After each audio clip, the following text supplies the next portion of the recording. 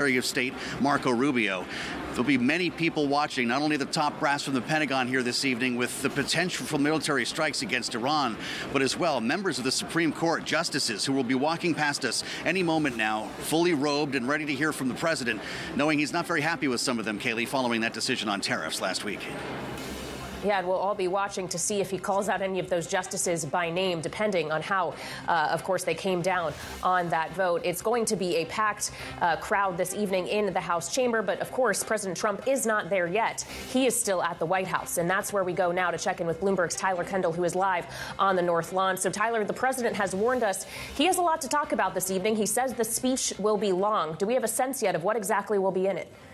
Yeah, hey, Kailey. Well, we've gotten a few different clues from the president and our own reporting, but we well know that this White House wants to use tonight as a way to refocus its narrative around the economy, as President Trump has been playing defense on the issue of affordability heading into the midterms. That's why we're expecting him to tout some of his already enacted economic policies, but also call for some new ones to be enacted as well. Those will likely include some that will require congressional approval, as it's our understanding that President Trump will call on Congress for the first time to codify his health care framework that seeks to shift federal subsidies from insurance companies to U.S. consumers. We're also expecting, amid reporting, that the president will unveil some new corporate and personal tax cuts, likely done under a second reconciliation package, though we are still waiting on further details there. Though there are a few different policy pushes that the president could unveil tonight that wouldn't require congressional approval, including that Bloomberg News is reporting the president is set to announce a negotiated and non-binding commitment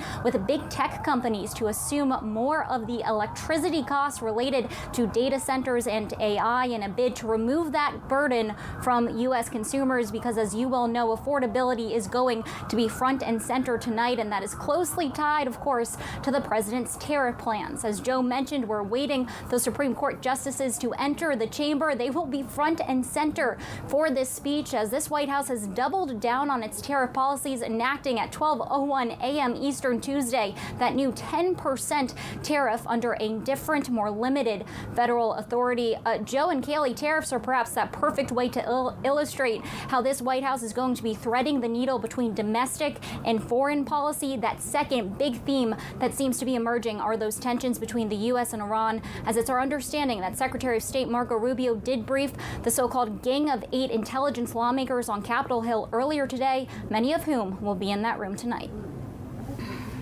Well, yeah, Tyler, we're all wondering if there's going to be some kind of announcement on Iran action embedded in the speech tonight. I guess we'll have to stay tuned and find out. But as Joe mentioned, the Secretary of State Marco Rubio has already entered the hall. I guess that means he's not the designated survivor. Tyler, do we know who will be?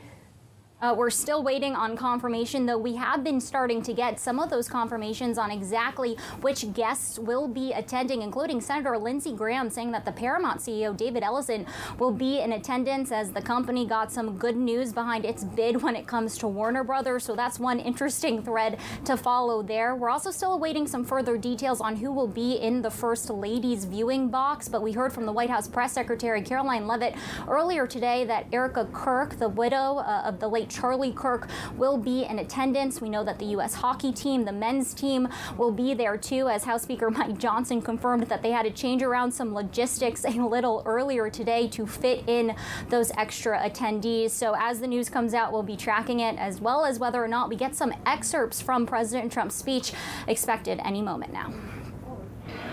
All right. Bloomberg's Tyler Kendall at the White House. Thank you so much. Tyler, of course, is awaiting, as we all are, the president's departure from the White House to the Capitol, where we go back to Joe Mathieu now. Joe. All right, Kailey, of course, we're going to be hearing from the president at length this evening. Even Donald Trump himself said this could be a long one. So we want to hear how Democrats are framing the conversation this evening with the voice of Congressman Joaquin Castro of Texas, Democrat from the district in the area of San Antonio. Congressman, it's great to see you. Welcome to Bloomberg TV and radio. You, of course, have an important vantage point from your view on the Foreign Affairs Committee and on Intel. And I'm just going to start this evening with the situation that may or may not be unfolding in Iran. What are you hearing from the White House in briefings from the administration? Unfortunately, very little. This administration, unfortunately, even on matters as consequential as war, has been very secretive, not very transparent at all. As I understand, they did give a briefing to the Gang of Eight, but not to the larger Congress and not to the Intelligence or Foreign Affairs committees. So if the president announces a decision to strike this evening, that will be news to you. It will be. It will be. And it's obviously a matter of grave consequence for the country. Most Americans don't want another war, a protracted war in the Middle East. They want the president to focus on the economy, on domestic issues. And so, I'm anxious to see what the president says, but Congress has not been briefed beyond the Gang of Eight. Your state of Texas is, of course, considered ground zero for the issue of immigration. And that issue has followed the president here tonight in a very difficult way following the fatal shootings that we saw in Minnesota and the debate that Democrats and Republicans are having over the Department of Homeland Security. I believe you brought a pediatrician with you who's going to speak to the impact that these raids have had on the healthcare industry. Congressman, how long is this government going to be partially closed? Well, I think we'd like to see DHS open as soon as possible. The problem is that they have acted unconstitutionally. They violated Americans' rights. They violated the rights of folks that are in detention. And so under this administration, there have been nearly 4,000 kids that have been imprisoned at places like Dilley, which is a trailer prison in Texas, and they're in terrible conditions. And so I brought a pediatrician who's been speaking out on that issue, because for Americans, even if they're not directly impacted by that, it's one of those things that for many shocks the conscience. Without demasking, without judicial warrants, could there be a deal between the two parties? Those are basic fundamental things that any department under any administration, Republican or Democrat, should be able to do. And that's why we keep pushing for them. So this could be a record. Attempts by Democrats to sort of cordon off ICE, to separate ICE from the rest of DHS funding, I realize has been written into legislation by Rosa DeLauro. Would you support that move to isolate ICE while you fund FEMA, the Coast Guard, and the TSA? Yeah, I mean, on any bill, I want to see the particulars in the final draft. But yes, I think ICE is a particular problem. Bear in mind also that under the big, beautiful bill, ICE got an extra $75 billion. So they still have a lot of extra money to operate. Which makes many people ask, why would Democrats then be party to this when we're punishing agencies like the TSA and ICE is funded for the next 4 years? Well, the interesting thing here is that President Trump, over the last 15 months or so, has been very willing to move money around within different departments. But for whatever reason here, he doesn't want to move any of that ICE money to help cover the cost of TSA. Yeah. Affordability is supposed to be the theme of everyone's speech these days, right? It's the #1 issue in America. The president said last week he solved affordability. He said that's why Democrats haven't been talking about it the last 2 weeks. Are you one of those Democrats? No, in fact, I hear about it almost every time I go to the grocery store in San Antonio. Yeah. My wife and I have 3 young kids, so one of us is at the store all the time, and people will constantly come up to me and say, look, these prices, they keep going up. They're too high. So it's foremost on the minds of Americans. This could be a stemwinder of a speech tonight. There are multiple responses. We're going to be hearing from Abigail Spanberger for the official response from Democrats. What do you want to hear from her? Well, I hope that she'll talk about Democrats' plans to make sure that this remains a nation of opportunity for everyone so that people can pursue their American dreams. I think that's what you're going to hear from Abigail. Congressman, we'll let you get in the chamber. Enjoy the speech tonight. Thanks for being with us on Bloomberg. Kailey, we'll send it back to you in the Bureau.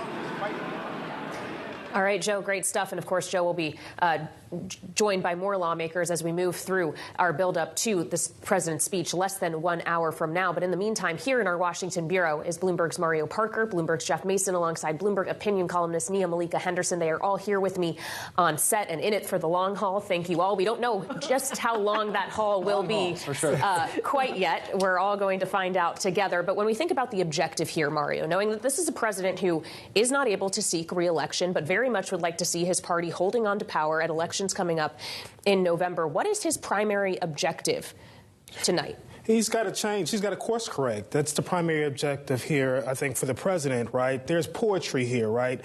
Going back to 2015, the president's political rise was largely on the back of distaste for foreign affairs, American involvement in foreign affairs. As he delivers this speech, he has an armada in the Middle East right now. His political rise in 2015 and 2016 was also, and 2024 was also based on riding the ship with the economy. Americans have soured on his stewardship of that. The last point was on immigration as well, and Americans have soured on his heavy-handed approach that we've seen in places like Minneapolis. Well, and so when we think about those issues, the ones that he was technically if you look at what people were voting on in 2024, these were the issues they wanted him to address. Polling shows, Jeff, are not satisfied with the way he is doing so now. So to what extent is this a president who is going to be giving this address on the defensive rather than on offense? Oh, I think he's definitely on the defensive. And I think Mario's right that politically he should be doing a course correct. I'm not sure that that's actually what we're going to see tonight, because this is a president who very much likes to sort of not just defend, but brag about what he sees as a very successful tenure so far in office, including on affordability. Joe was mentioning earlier in his questioning of the congressman about the president's remarks about affordability last week. I was at those remarks in Georgia when he said, I've won this. Well, yeah. He hasn't. He hasn't won it. Otherwise, the congressman would not still be having people come up to him in the grocery store saying that that's their biggest issue. And the polls show that, too, on all of these issues. So, yes, I think he, on some level, is just automatically going to be defensive because it really irritates him that people don't give him credit for most things, but in particular for these things that he did run on that his own voters, Democrats and independents, are not happy about. Well, Sonia Malika, do you think he's going to be reading from the teleprompter saying, I won affordability, or the language that he will use tonight will be very different if he decides to stick to the script? Listen, I think he's going to spike the football on affordability, claim a victory, claim that he is that we are in the golden age, and it's brought to us by Donald Trump. If you look at every voting bloc has soured on this president. There's a decline even among Republicans. It's not that much. It's about 8 points over the last year. He's at something like 21% among independents. It's dropped precipitously. That is really the group that he needs to address. But this is a president who sort of doubles down on his base, on MAGA, the kind of folks who he is going to bring tonight, folks like Erica Kirk, who will be in attendance. That's sort of the audience that I think he's going to be speaking to. And listen, he's going to speak for a long time. Most Americans aren't going to stay up for 2 to 3 hours to look at it. It'll be something that's sort of chopped and screwed and, appearing on TikTok and Instagram. And so I think those are the moments you're going to see him go off script. And those are the moments that are going to go viral. And those are the moments that Americans are going to be the takeaway from here. This is an opportunity for the president. The president is not going to take it. This is not a humble president who's very self-reflective. He doubles down. He often does not take the off-ramp. He blows past every opportunity he usually has. Well, and this is also a president who just in recent days has contended he can address voter ID, potentially taxes and tariffs, all without Congress, to whom he is addressing, or at least historically, the speech would be targeted. I would like to work with you to get this legislation passed, Mario. To what extent is he going to be speaking from the standpoint of, I am a unitary executive and I can do what I want? I think he will definitely be speaking that way, right? From the excerpts that we have seen, or what we understand is going to be in his speech, a lot of that is a tax cut, right? Some of that is a tax cut going around Congress. It's not clear quite how he's going to be able to do that. If he does go the reconciliation route, I mean, Mike Johnson has a really tough task there as well. But it looks like the president is going to continue to stretch the bounds of executive authority, at least for the next few months. All right, Mario Parker, Nia Malika Henderson, Jeff Mason, all of them will be sticking with me throughout this hour, and we'll have more on them coming up.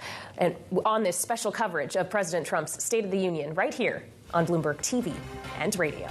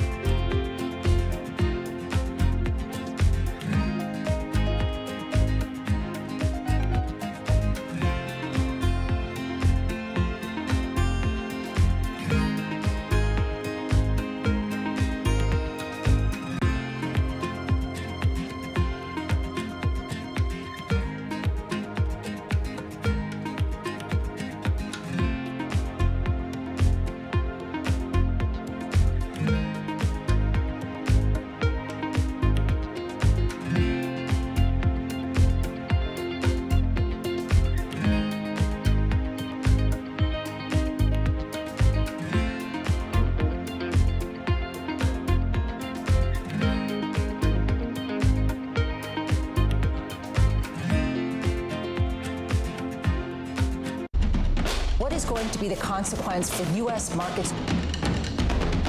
We are seeing modest gains across European equity markets. Take a look at how we're faring when it comes to Asian markets. Welcome to Bloomberg This Weekend. I'm David Gura. I'm Lisa Mathieu. And I'm Christina Ruffini. We're tracking breaking news today from Wall Street to Washington.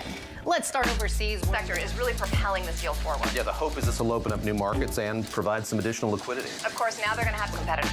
We got a big week coming up in politics. Earnings season is underway. We're going to get some key reports. Everything you need to know before the markets open on Monday. Introducing Bloomberg This Weekend, bringing a little Bloomberg into your weekend routine. Guys, buckle up. Sorry. Trading day is about to start. And you're already looking for that edge. The opening trade brings you everything you need to know as markets open across Europe. I'm Guy Johnson. I'm Anna Edwards. And I'm Tom McKenzie. This is your opening trade. Only on Bloomberg. This is a special edition of Balance of Power on Bloomberg TV and radio. Our live coverage of President Trump's State of the Union address set to begin less than an hour from now. I'm Kailey Leinz in Washington. Joe Mathieu is on Capitol Hill as financial markets are preparing to dissect every word we hear from the president tonight. So we want to get a check on where we're trading ahead of the speech with Bloomberg's David Ingles, who is joining us from our Hong Kong bureau. David? Hi, good morning, guys, from Hong Kong. Yeah, I mean, we're moving into the 90-minute mark, 90 mark into the cash market session in Tokyo and also in Seoul, which means we're also about a couple of minutes away from the open of markets in China and here in Hong Kong. The tailwinds are blowing through most sectors. We're feeling, of course, that extension of that rally in risk assets coming through from where you guys are, of course. It's noticeably in the tech-heavy benchmarks like the Kospi index in Korea. Taiwan just coming online, and to a lesser extent Japan, where we're seeing those gains right now. So let's call it 0.6 to 1%, and we are poised to open higher here in Hong Kong. The reason I single Japan out is because there's a slight nuance in that market there, because we are seeing a lot of pressure across the Japanese banks. In fact, when you flip the page and have a look at how we're trading on the Japanese currency, we're on the weaker side of things there on the back of speculation, local reports that the Prime Minister might not be in favor of higher interest rates. That's weighed on the yen, that's weighing on Japanese banks. Although the rest of the markets, particularly when you look at, say, some of the IT space is concerned, we are trading to the upside. Gold futures and Brent on your screens as well. Just a gauge, I guess, of how markets are trading. Any geopolitical connotation coming through, of course, out of the State of the Union. Just very quickly, I just want to end on just mentioning the likes of Samsung, the big tech play, SoftBank. We're in the thick of earnings season in the Asia Pacific, and also to mention here in Hong Kong, we have two things on deck today. We have the Hong Kong budget in about 90 or so minutes from now, and HSBC also comes out with earnings today. So just keep that in mind. We are on an up arrow story across the region.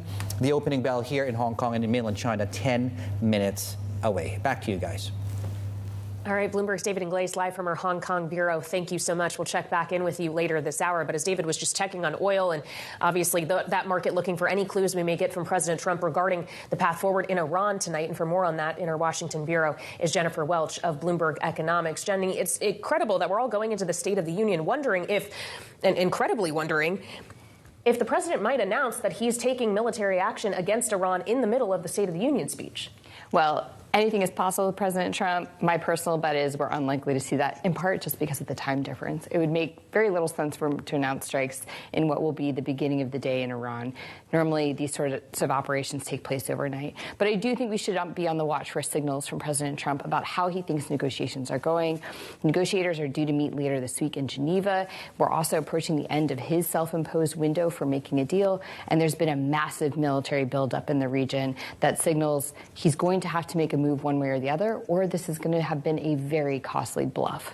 Well, obviously, President Trump has said repeatedly publicly he would prefer to make a deal. We know the president likes deals. He's been seeking deals when it comes to ending wars really since the beginning of his term, including trying to end the war between Russia and Ukraine, which today marks 4 years. We're now going into a 5th year of this war. Jenny, how do you expect him to address that tonight? I think if he touches on it, he'll probably just touch on the fact that he is continuing to make efforts to push both sides to the negotiating table. This is probably an area where he'll go off script, and I would imagine he'll have a tirade against both sides. I don't think that we're expecting any major changes in policy, and as a result, we're not expecting any major changes in this war. It's just going to continue to grind on. Well, speaking of no major changes in policy, one would have thought last Friday when the Supreme Court handed down the IEEPA ruling and said President Trump does not have the authority to use this power to enact tariffs blanketly on our trading partners, that would have meant trade policy does substantially change. The administration, though, contends it actually changes nothing. We have other avenues and we will pursue them. So how are you expecting the president will talk about trade tonight, knowing he's going to be staring down the justices of the Supreme Court as he does so? Could he be ready to say, all right, here are all of the Section 301, Section 232 investigations that I am launching as of now? I think that could be an area. But even a simpler step is we're waiting for him to confirm whether or not they are going to move from the existing 10% baseline tariff they put in place after the IEEPA case to the 15% that he had announced over the weekend. Right now, all the documents out of CBP say that they're just at 10%. So we're waiting to see, will this other shoe drop? In which case, that really changes the game for a lot of countries that had negotiated rates down to no higher than 15%.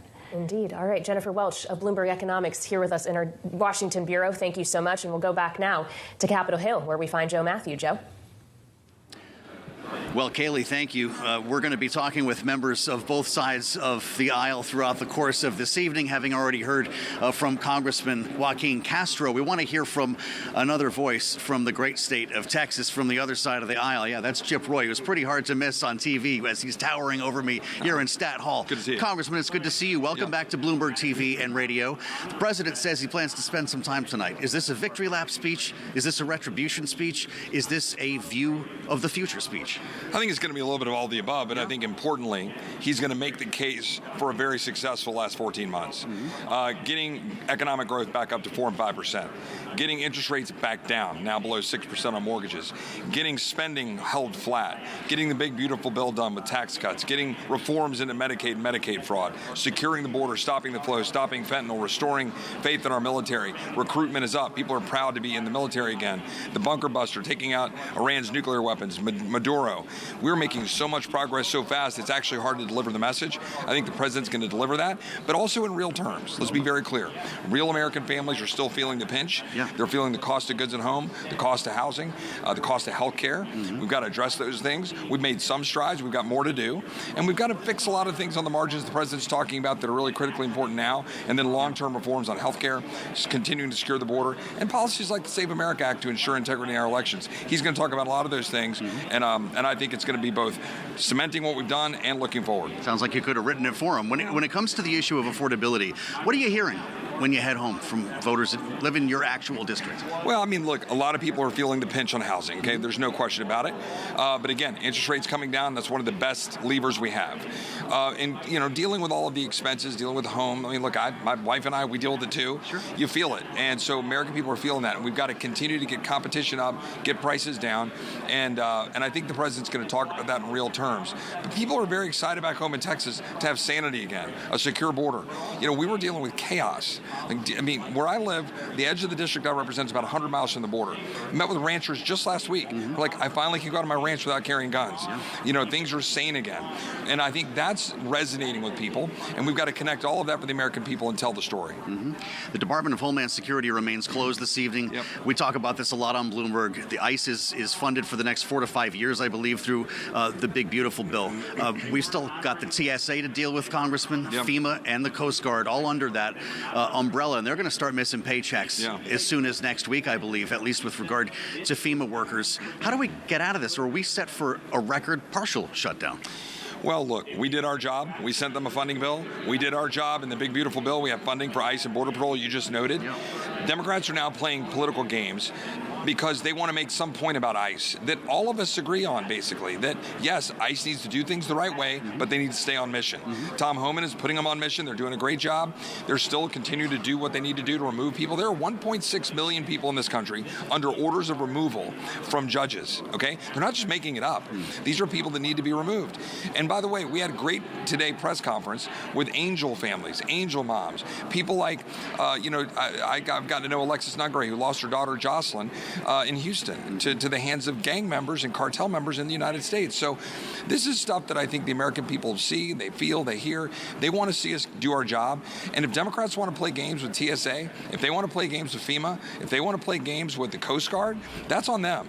We're ready to fund the government the way it's supposed to be. We're ready to do the job the American people sent us here. I think the American people will see that, and the president will probably say that tonight. It's interesting when you look at the way some members use this opportunity to raise issues. A lot of Democratic members have victims of Jeffrey Epstein with them this evening. Congressman, do you have a message for them that goes beyond the policy we might hear about tonight? Well, my message is President Trump, in his first term, delivered indictments on Epstein and on Ghislaine Maxwell.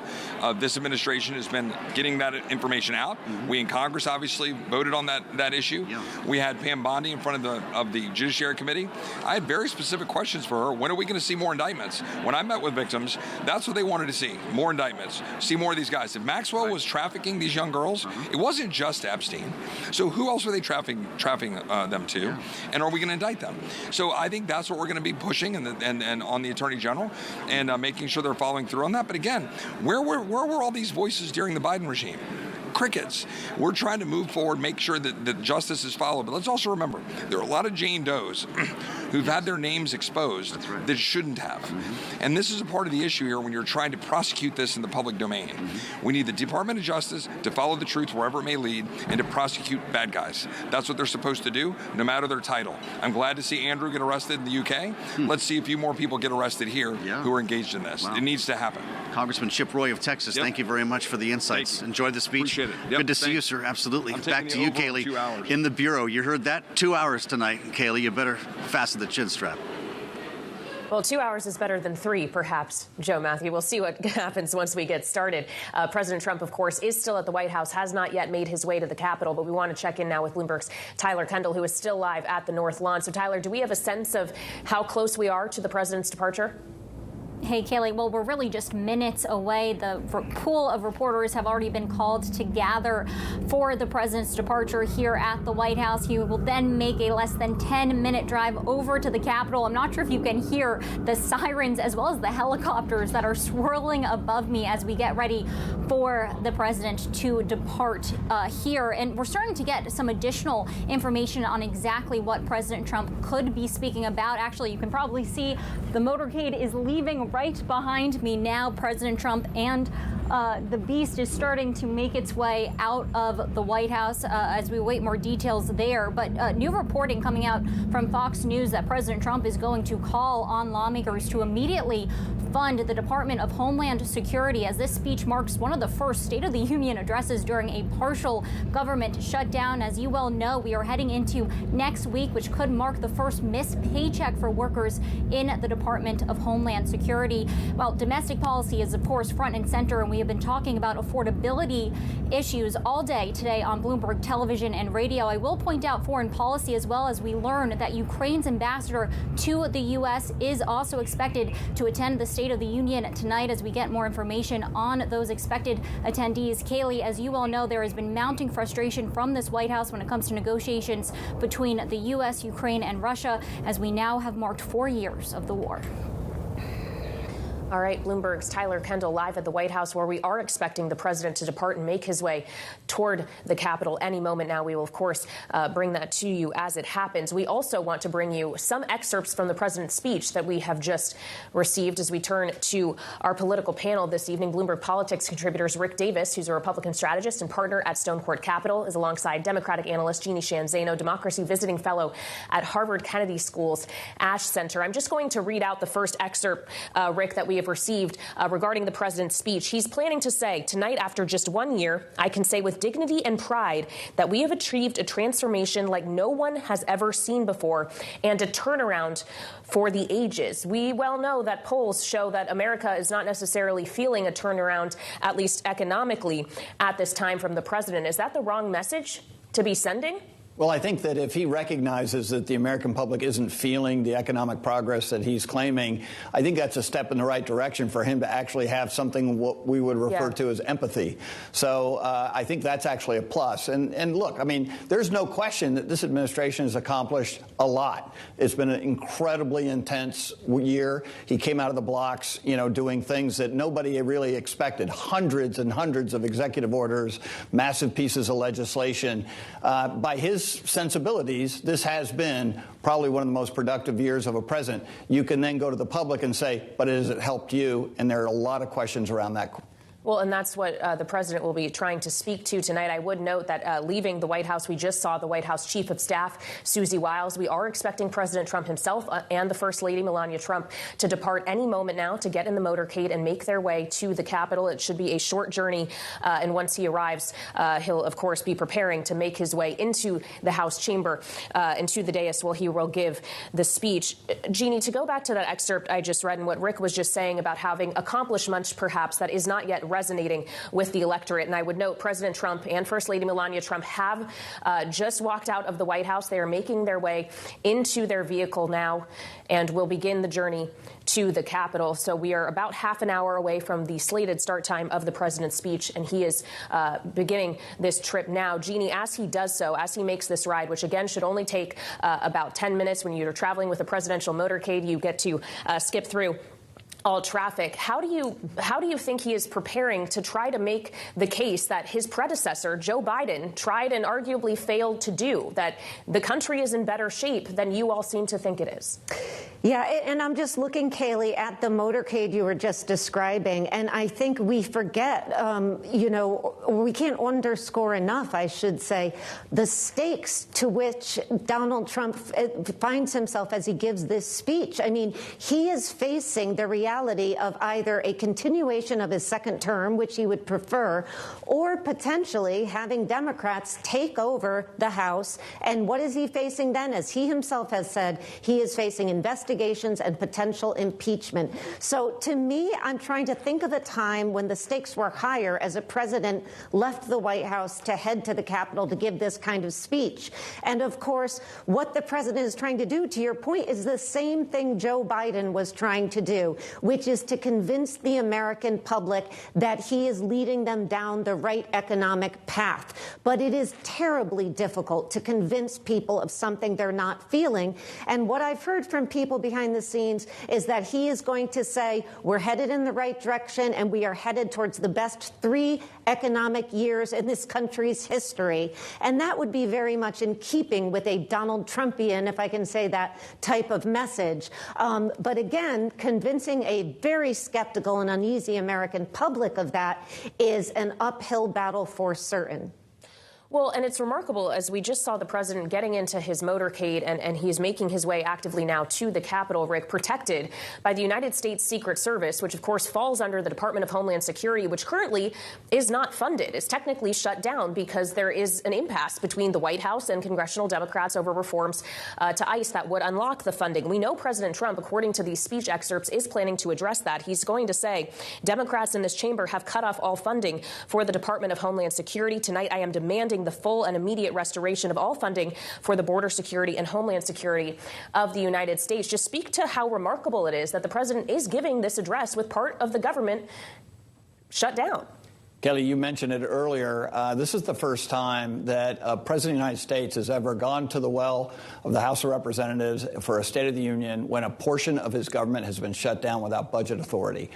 This is pretty extraordinary. And we have a list of extraordinary things that are happening today, and this is not one to miss, because even though 90% of the Department of Homeland Security is covered under essential personnel, which means no matter whether they're getting paid or not, they got to show up. TSA workers and others in the Coast Guard and FEMA. The reality is this is as much importance symbolically as it is practically. We've had situations where TSA workers hadn't been paid for months. In fact, in the last shutdown that was historically long. So at the end of the day, I think it's important, but we'll see whether or not he can actually get momentum from Congress to actually settle this score. Indeed, we will.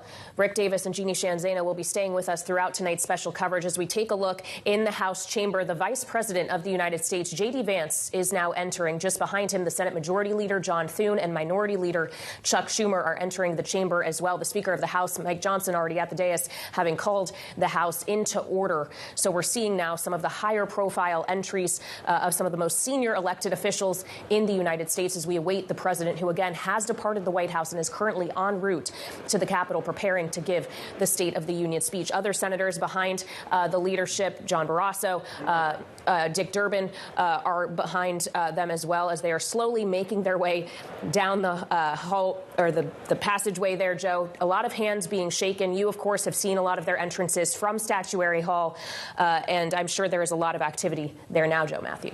Yeah, Kailey, everyone you see walking into the House chamber, J.D. Vance there, and of course the Senate Majority and Minority Leader behind him have all walked through Statuary Hall where we are. So we get kind of a red carpet, if you will, before they enter the House chamber. Now that the Senate leadership have made their way into the chamber, a number of members of the House have, we're actually going to be looking very closely, and I suspect this room I'm in is going to get very quiet when Supreme Court justices walk through, because there's, of course, a lot of question about how the president is going to handle them or treat them or not, based on the ruling last Friday on his tariff regime. He said that they were an embarrassment to the nation and their families, those who voted against the president's tariffs. So that could bring a bit of early drama here in the speech. We'll also see top brass from the Pentagon here. And Kailey, we're waiting to hear about a designated survivor as well. I can tell you, we saw Marco Rubio, the Secretary of State, and Pam Bondi, the Attorney General, make an early arrival here. And as you can see, if you're with us on Bloomberg TV or on YouTube, Speaker of the House is already in the rostrum. To be clear, this is his party. It might be the president's speech, but the Speaker runs the show here, makes the invitations, and this is his joint session of Congress tonight. Indeed, it was the Speaker who invited the president to make this address. That's right. Indeed. And Joe Mathieu will continue the coverage live from the Capitol, as I will continue here in our Washington, D.C. studios, where I'm joined by Bloomberg's Mario Parker, Jeff Mason, and Bloomberg opinion columnist Nia Malika Henderson, who are all still with me as we watch the Vice President, J.D. Vance, completing his journey down the aisle as he goes to take a seat next to the Speaker of the House. They, of course, will be the ones flanking President Donald Trump when he arrives to give this speech. It's noteworthy, though, as we see, Jeff, some of the most senior leadership of the United States Senate and, of course, the Vice President making their way into the chamber, that not all of Congress is going to be attending this. We should note that there are actually dueling events being held by Democrats in somewhat of a protest of the president's speech. Which is emblematic, really, of the politics of this city right now, right? I mean, it is not a city where both parties are working very closely together. It's a very divided town. It's a very divided electorate. And I think that we will see some of that actually reflected in President Trump's speech as well. I have heard from at least one source that the president is likely to go very aggressively against Democrats in his rhetoric tonight. And that happens in speeches, but it's not necessarily in line with the more bipartisan approach that some previous presidents have taken on a historic night like a State of the Union address. And as the Vice President, J.D. Vance, goes up to take his seat, Nia, it's worth noting that the House Minority Leader, Hakeem Jeffries, at least according to reports, has told his members to stay in line tonight. If you're going to attend, make sure you do so in silence. Is the rule for Democrats here essentially don't cause a scene? Yeah, essentially. And, you know, there have been occasions where members have caused scenes. Like Al Green last year? Al Green last year, and I believe he was escorted out and was shouting at the president as he was speaking. Hakeem Jeffries, who feels like he's got the gavel, right, in hand possibly in November, wants to present a party that the American people will elect, right, in November, wants to look like a governing sort of mature party against the backdrop of the president, who I imagine will be sort of an angry figure, because that is who this president is, particularly when he's going off script. I'm sure he's going to berate Democrats on and off script. He'll have a number of folks in the audience who will sort of speak to some of his policy preferences. So, yeah, you know, we're going to see, I think, some Democrats who are wearing white, right? That's been a tradition as well. But listen, this is going to be a very long speech. I think it's going to be a lot of what we've already heard from this president. We sort of go in with these expectations of what this president should do, and he always disappoints. Well, as Nia's speaking, Mario, of this idea that there may be some ire directed at various groups within the chamber, sure, Democrats may be one. What about the justices of the United States Supreme Court who are literally going to be seated directly before him after ruling his use of tariffs, at least the IEEPA authority, is illegal? Yeah, we'll see whether or not Susie Wiles and the rest of the staff are able to keep the president from some of his instincts there. We saw him lash out, obviously, at the tariff ruling that he was disappointed in last Friday as well. If you think back to last year at the State of the Union address, the MAGA sphere, if you will, the far right, a lot of them were really reading the body language of some of those justices at that time. At that point in time, Amy Coney Barrett was coming under scrutiny as well. So we'll see whether or not Trump can resist throwing some red meat to his base, but also some of his impulses as well. Well, and Joe, you've called our attention to it several times already this evening that you're waiting to see walking through Statuary Hall, the justices of the court themselves. We have not seen them yet, but the members of the Senate are continuing to make their way into the chamber. Yeah, it's actually, there's quite a crowd in here. Having done this for a couple of years together, Kailey, we haven't seen this many people lining this sort of red carpet entrance where the velvet ropes are lined up and where lawmakers and now anticipating Supreme Court justices are making their way into the chamber. Lawmakers are supposed to be in there and seated by now. Usually we see reporters taking their positions just like we are at Bloomberg, but there is a line of folks waiting to see the justices enter, and I'm sure you're going to see a lot of those pictures and see that video over the course of the evening here. What the president does and says when he passes by them in those front rows is the big question right now. But we've got a bit of a logjam. If you're watching us on Bloomberg TV or on YouTube, lawmakers are literally in line. Senators are kind of just waiting to get themselves into the chamber. Then they'll all be waiting to shake hands potentially with the president here, Kailey, because that's going to be a long walk for him. Right after the top of the hour, the Sergeant at Arms will say, "Mr. Speaker, the President of the United States," that iconic line that will begin the procession down to the rostrum. And the president will be looking closely to see who is gaming to get in line to talk to the president and who he wants to see as well, culminating with his stand before the Supreme Court justices just a short time from now. Well, it's remarkable, Joe, that we just saw two members of the so-called Gang of Eight making their way into the chamber. The Democratic Senator Mark Warner of Virginia, Senator Tom Cotton there as well, who, of course, are read into some of the highest level intelligence that the U.S. government can provide. Secretary of State Marco Rubio was meeting with those individuals today, as well as the other leadership that makes up the Gang of Eight, which goes to the idea, Joe, that while this is usually a domestically oriented speech, it could be much more geopolitically tinged this year than normal, than you would expect at the very least from an America First president. That's absolutely right. Marco Rubio and the CIA director had the Gang of Eight at the White House for an important briefing today that is apparently still not, based on the lawmakers we're talking with, trickled down to the committee level. Those on foreign affairs still have not been briefed, and they don't know exactly what the president is going to say tonight. When the Secretary of State walked through the room here at Statuary Hall, reporters all yelled the same question about Iran. And is the president going to strike? He didn't bat an eye. He just kept walking straight forward with a straight face and answered no questions this evening, Kailey, building up the anticipation over what the president is going to say. Indeed, and we do have excerpts from that speech that kind of get to these ideas of war and peace. He plans to say as president, "I will make peace wherever I can, but I will never hesitate to confront threats to America wherever we must." And for more on the excerpts of the speech that we have gotten, we turn back to Bloomberg's Tyler Kendall, who is still live for us at the White House. Obviously, Tyler, President Trump has left the White House. He is actively on his way to the Capitol, but now we have a better understanding of what exactly it is he plans to say when he arrives.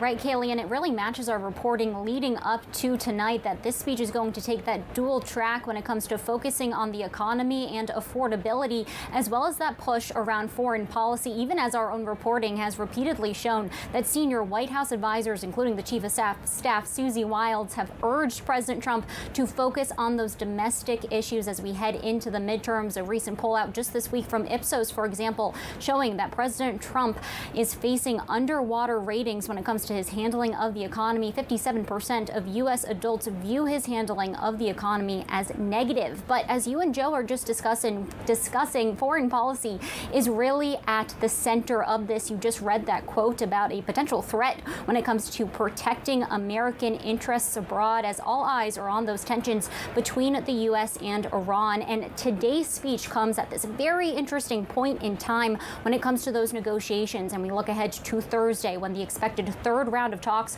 between the U.S. and Iran are set to convene in Geneva. However, our reporting has indicated there are still those contrasting parameters about exactly what needs to be on the table when it comes to a potential deal. There seems to be disagreements about the future of Iran's enrichment of uranium, as well as whether or not some of those other key issues will be put on the table, as we have heard repeatedly from U.S. officials like Secretary of State Marco Rubio that the U.S. wants to see Iran's ballistic missile program, as well as its support for proxy militia groups, folded into any potential deal as well. Kailey, it's going to be something to watch as President Trump takes the lectern on Capitol Hill, whether or not we get a sense from him on where he feels diplomacy stands, because we have repeatedly heard from this president that he is, quote, indirectly involved in these talks. All right, Bloomberg's Tyler Kendall at the White House. Thank you so much. And I would note that the pool of reporters traveling with the White House has told us that the president and his motorcade have indeed arrived at the Capitol as of about 6 minutes ago. We expect we will see him and the First Lady any moment now. But as we await that, we turn back to Mario Parker, Jeff Mason, and Nia Malika Henderson, who are all with me in our Washington, D.C. studio. So just on this foreign policy idea, Jeff, when we're talking about being in a midterm year, in a domestic-focused election, you would think. And yet I do wonder how much we expect to see a domestic-focused president tonight, because arguably his focus largely in the last few months has been on foreign affairs, whether we're talking about Iran or Greenland or Venezuela or elsewhere. Well, that's absolutely true. I mean, I'm glad you mentioned Greenland, because we forget about that there are some things that are, in terms of the foreign policy world, that are very Trumpian. But I also think it's important to note most State of the Union addresses include a foreign policy element as well as a domestic policy element. That is the job. I mean, the president has to run the country, and he also has to deal with foreign affairs. But you're not wrong to say that it's his supporters who are very eager to see him focused on the economy and on all things Make America Great Again, which is America first. And they don't feel that he has been doing that in the last few months. And I think, back to Mario's point from earlier, this is an opportunity for him to reset that. Whether or not he chooses to take that opportunity is another question. Well, and what's remarkable, Nia, is when we think about State of the Unions past, not just the ones given by President Trump, but, for example, President Biden and some of those who were more provocative or in those moments, like, for example, former Congresswoman Marjorie Taylor Greene, right, was a staunch ally of the president, a staunch America First advocate. She yelled at President Biden multiple times when he was giving speeches like this. She has now fallen out with President Trump over what we're discussing, the idea that he has kind of abandoned those MAGA ideals that he rose to power on. How should we think about how that changes the political dynamics the president and, frankly, the party are going to be contending with come November? Well, I mean, if you look at the vast majority of Republicans, both just rank-and-file voters and also folks in the chamber, they're largely with this president, right? There are a few examples. Obviously, Marjorie Taylor Greene, folks like Thomas Massie, Don Bacon, for instance, the usuals, Lisa Murkowski on the Senate side. But it hasn't really grown very much. The real, I think, focus, if you're thinking about the president's fortune and the fortunes of his party, it really is independent voters, right? Those are the folks who have largely fallen out with this president, who, to Jeff's point, feel like he's focusing too much on everything else, right? Whether it's the ballroom, whether it's Greenland, whether it's Venezuela or Iran, they want him to focus on bread and butter issues, the economy. And when they think about the economy, it's not only how many bags of groceries they can get at the Winn-Dixie, it's also health care, it's housing, and obviously grocery prices, but everything else. Everything just seems much more expensive. You go on Amazon, you try to get some new shoes for your kid, there's a slight little increase, and now the Supreme Court has essentially said that a lot of these increases should never have happened, and Americans are due a refund. The chair appoints as members of the committee on the part of this is the Speaker of the House, Mike the Johnson. President of the United States into the chamber. The gentleman from Louisiana, Mr. Scalise. The gentleman from Minnesota, Mr. Emmer. The gentlewoman from Michigan, Mrs. McClain. The gentleman from North Carolina, Mr. Hudson. The gentleman from Pennsylvania, Mr. Reschenthaler. The gentleman from Utah, Mr. Moore. The gentlewoman from Indiana, Mrs. Houchin. The gentleman from Oklahoma, Mr. Hearn.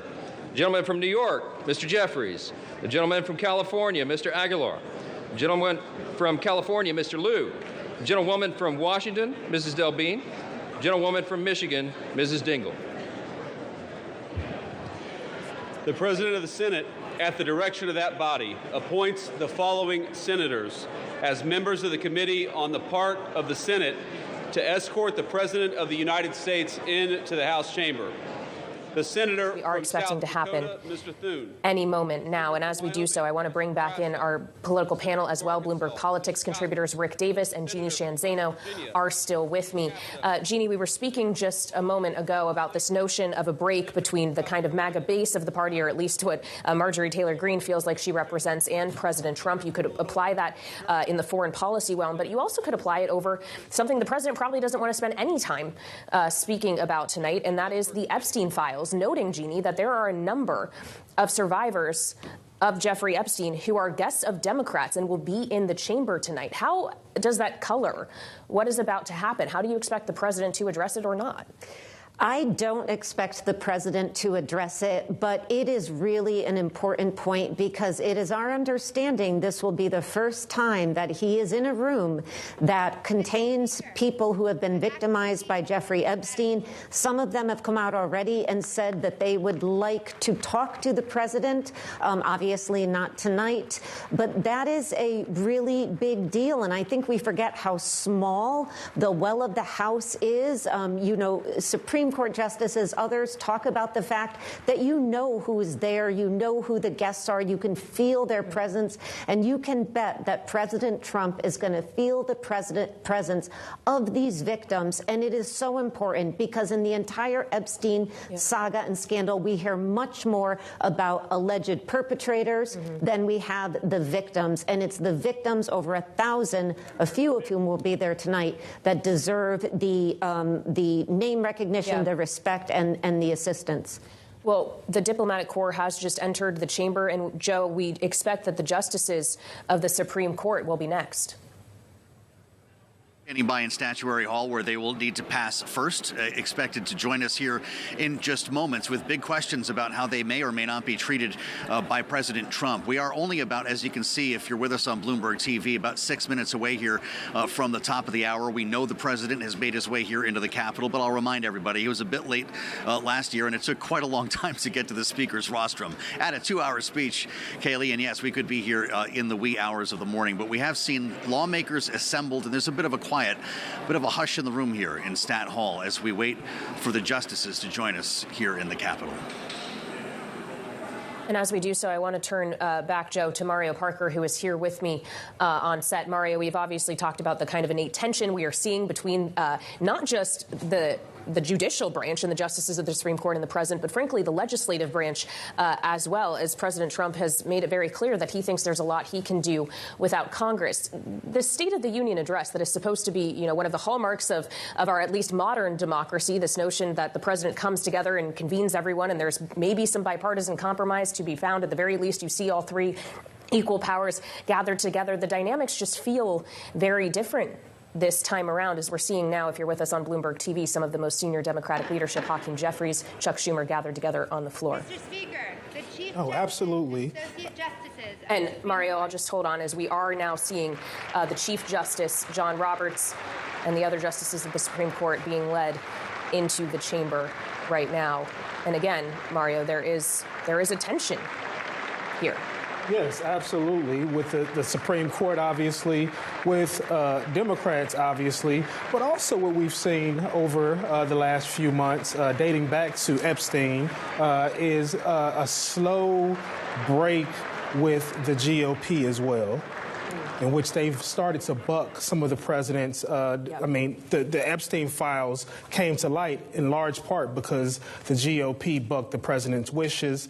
On tariffs, we've seen the GOP start to buck the president as well. Mike Johnson tried to stem the dam in some ways by preventing floor votes on tariffs, but now we've seen that happen as well. So there are intra-party tensions that we haven't seen before also. Well, and noteworthy that this is not all 9 justices of the Supreme Court that we are seeing. If you're with us on Bloomberg TV, we have the Chief Justice John Roberts, Sonia Sotomayor, Brett Kavanaugh, and Amy Coney Barrett. But Jeff Mason, we've got several missing. And just a quick correction, it's not Sonia Sotomayor, that's Justice Kagan who was there. Yes. So there's 4 justices, and that's not unusual for not all of the Supreme Court justices to go. I don't believe Justice Alito came last year. Justice Thomas, I believe, didn't come. I think Justice Sotomayor came once during the first term, but not regularly. So that happens. I do have to say, watching them walk in and just watching their faces right now, you were talking about weariness. I feel like you can see weariness all over Chief Justice Roberts' face. The others maybe have a little bit more of a light smile, but he looks like he's carrying the weight of the world on his shoulders. We'll see what the body language is with President Trump. I think that's going to be worth grabbing some popcorn and watching when that happens. Well, and we'll certainly all have it with us here on set. I certainly brought my snacks tonight. Nia, when we consider, though, that weariness, the idea that the president may actually, in fact, directly call out John Roberts or other members of the Supreme Court, many of whom, including Amy Coney Barrett, he had a hand in making sure we're on the bench. Yeah, and listen, they have been in his corner for many decisions. It was widely expected that they would break with him on tariffs. It wasn't expected that he would come out in the way that he did and attack them, invoke their families even. So we'll see what he says tonight. I'm sure he will attack them.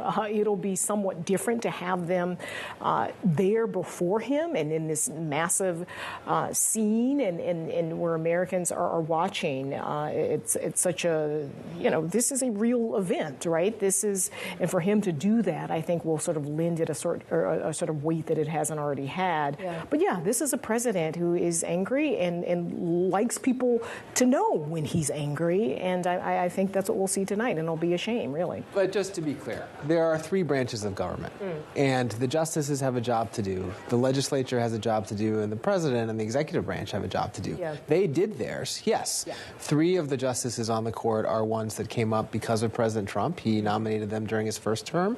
It's what created a conservative bent on the court, a dominated conservative bent, and yet they're doing their jobs, whether he likes it or not. He doesn't like it. He made that clear on Friday. He'll probably make that clear again tonight. And we have just seen, I would note, the First Lady Melania Trump making her way into the executive gallery. She has been escorted there. She will join the Second Lady, Usha Vance, other members of the Trump family, giving a hug to her son, Barron, who is standing right next to the president's daughter, Ivanka Trump. So the Trump family, or many members of it, will be gathered for the president's speech tonight. Now, Joe, that the First Lady has made her way into the gallery, we are expecting that the president's cabinet will be next. And of course, we've already seen the Attorney General and the Secretary of State pass by, so that would be the final touch here. Now that this is officially a family affair with the First Lady, her guests, and of course other family members. Don Jr. Is there as well. And we're going to be counting down here to the moment that the president enters once the members of the cabinet make their entrance. Marco Rubio now officially in the chamber, along with the Treasury Secretary Scott Bessent, who has a big smile this evening, and they might get their own extended walk down the aisle with a lot of folks, including Tim Burchett, their congressman from Tennessee, who want to have a handshake and wish them good luck. If things were on time, Kailey, this event would be starting roughly 60 seconds from now as RFK Jr. makes his way into the chamber, but it's likely that we're going to be starting a couple of minutes late. Yeah, it does seem we are running a bit behind. We see the Attorney General Pam Bondi making her way as well. The Interior Secretary Doug Burgum is just behind her, and the Health and Human Services Secretary RFK Jr. Of course, as they slowly make their way down the aisle here. As Joe mentioned, there are a lot of hands that seem to be wanting to be shaken if you're a member of Congress greeting these members of the cabinet. I guess we're going to have to just kind of count heads here to see who is going to be the designated survivor, as I don't believe we have gotten confirmation of that. And we're expecting to lay eyes here as we see the White House Chief of Staff, Susie Wiles, making her way in now.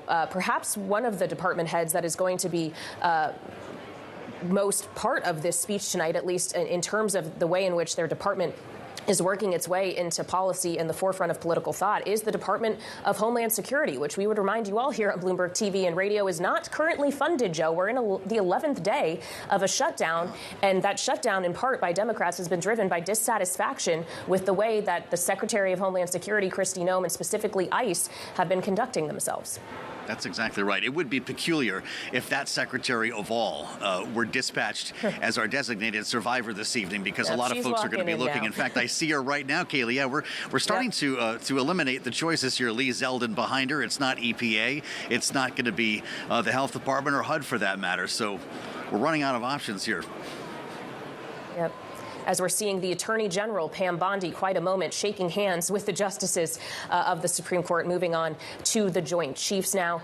As we continue to watch the action here on the floor, the Secretary of Defense, Pete Hegseth, also speaking with some of our most senior military leadership. As we see the Transportation Secretary, Sean Duffy, also making his way in the chamber. The Commerce Secretary, Howard Lutnick, has arrived, too. We see the OMB Director, Russ Vought, behind them as well. So, Joe, the process is beginning here. But as you've alluded to, it does seem we're running quite a bit behind schedule. Howard Lutnick is taking his time now, shaking hands with the Chief Justice, John Roberts. And if we're already in for a long speech, it looks like our time on the air is going to be even later. Yeah, we could see tomorrow before this is over, and everyone in the room here seems to be okay with that. Look, it's the Super Bowl of politics, and this is a major event that every one of these lawmakers wants to get a piece of, and of course the president himself, an opportunity to get in the living room of, say, 40 million people, Kailey. It was about 36.5 million people who watched this address last year, just as the president came back into office. And think of what has happened since then with regard to the longest government shutdown in American history, with Liberation Day, with the action that we saw in Venezuela, the attempts at Greenland, Tulsi Gabbard now entering the room, along with Jamieson Greer. There are huge questions, Kailey, about all of this, with the president now set to speak 1 year later in a very different political environment than he enjoyed when he came into office. He's still got the MAGA base with him and the majority of Republican lawmakers you're seeing, but in some of the small jailbreaks that we've seen on issues like tariffs, on ACA subsidies, the president may be finding the line on some of these issues with these people tonight in this chamber. Indeed, and that chamber, of course, is growing a bit more crowded as the members of the cabinet continue to make their way slowly to their seats. And the president's family, his children, including Tiffany Trump, Don Jr., Eric Trump, Barron, they're all, Ivanka, they are all lined up and also waiting for his arrival, which we expect any moment now. And the First Lady, Melania Trump, of course, is in the box as well with their various guests. And, Joe, it's remarkable as we consider not just the formal members of the cabinet, but I see eyes here on the president's special envoy, Steve Witkoff, who right now is simultaneously negotiating many different geopolitical conflicts around the world, which again brings us back to the question of just how the president is going to message specifically his objectives with Iran and a potential nuclear deal this evening. Well, that's very true. Really interesting. Steve Witkoff has not found a party that he didn't want to be at lately, and this is going to be one of them as well, having crisscrossed the world truly in a literal example of shuttle diplomacy between the war in Ukraine, the potential strikes against Iran, and of course what is happening in Gaza. Kailey, we have not seen the Labor Secretary, I will note, Chavez DeRemer, unless you're seeing something that I'm not. We haven't seen Secretary Collins as well, so this may be Labor or VA. We're still waiting for that designated survivor.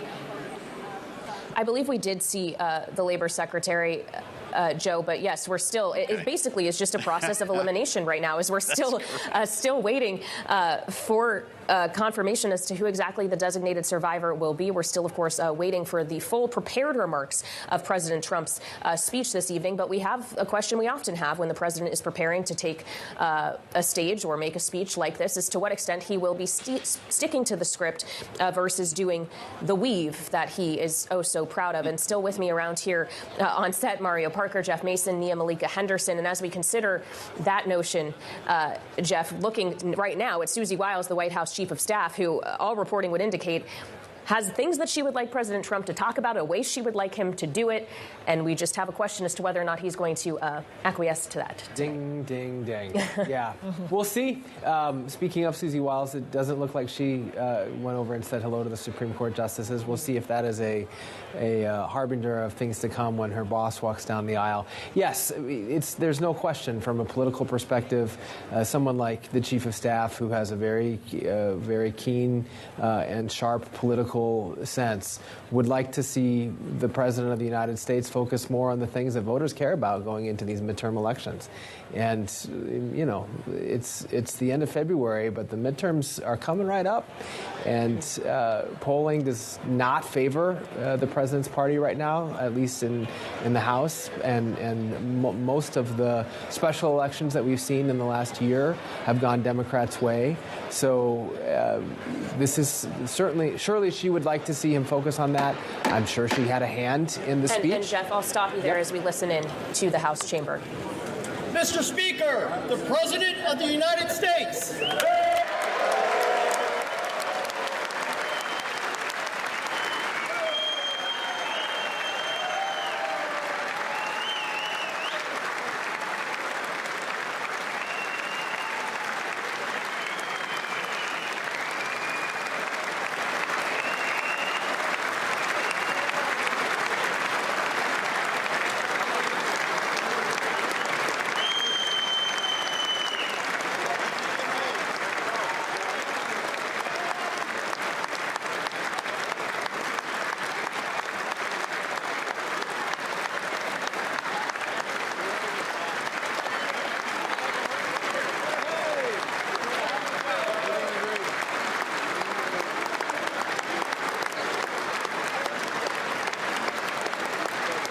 President Donald Trump has entered the House chamber, has begun a slow walk down the aisle as he prepares to give his State of the Union address, of course, the first of his second term. Just behind him, leadership of the House and Senate, the House Majority Leader Steve Scalise and Senate Majority Leader John Thune are just behind him as he is shaking the hands now of various lawmakers, including Congressman Troy Nehls of Texas as we speak. Joe, this could still take some time, but the president is in the building.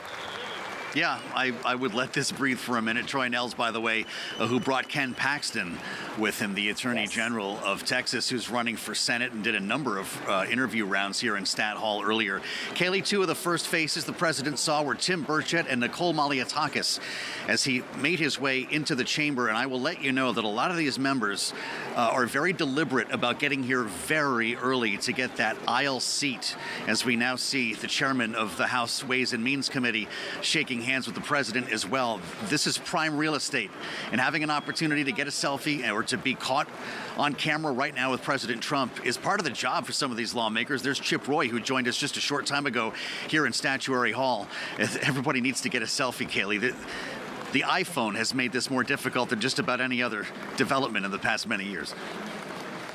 Yep, it's not just handshakes. It is also now photos as the president is continuing to make his way slowly down the aisle, shaking hands as he does now with members of his cabinet. He just was with the Energy Secretary, Chris Wright, and now acknowledging in a remarkable moment, shaking hands with the Chief Justice of the United States Supreme Court, John Roberts, Brett Kavanaugh, Lena Kagan, and Amy Coney Barrett. Of course, the majority of those, with Kavanaugh being the exception, having just ruled against him, Joe, saying that his IEPA tariffs are illegal. But remarkable to see the shaking of hands despite that. Yep, very straight face on Elena Kagan. Justice Amy Coney Barrett, obviously, he said just a couple of days ago that she was an embarrassment to the nation and to her family, and very tense feel as the president made his way past them to the chairman of the Joint Chiefs. A handshake for John Fetterman, by the way, which has been floated as a potential member of the Republican Party. Kailey, the president is making his way into the speaker's rostrum right now. He will next deliver his speech to the Speaker of the House and the Vice President, who will be his backdrop this evening for this speech. Indeed, and as he approaches the dais, of course, he will be staring at those very same Supreme Court justices with whom he just shook hands. And Rick Davis and Jeannie Shanzano, our political panel, I want to get their thoughts on that. Rick, we wondered how the president would be approaching the Supreme Court tonight, at least at the start here. it seems there is a degree of mutual respect. I say that with a question mark. I think that Donald Trump really appreciates the pomp and circumstance of these moments. He's the ringmaster, and he's going to milk this for all he can. This is the one thing I think that everyone has to agree that he does better than most presidents in the modern era. He is the man behind the curtain, but here he gets to stay on the stage.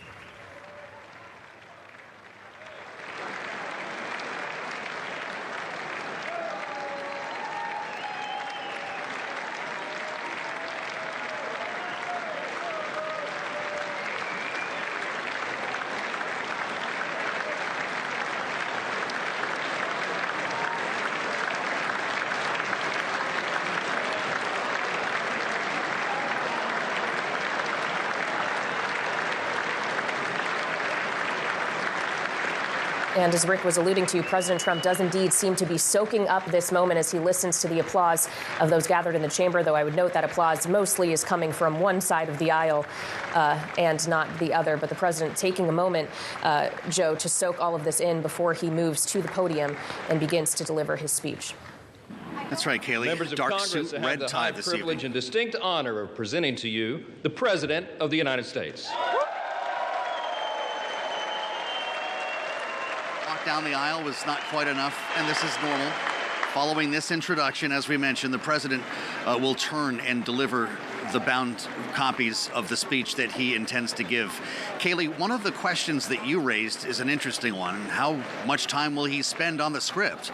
He's got a teleprompter all the way in the back of that room on an LED screen to complement the two panels that you see in front of him when he looks left and right. Let's listen live now on Bloomberg TV and radio. Speaker Johnson, Vice President Vance, First Lady of the United States.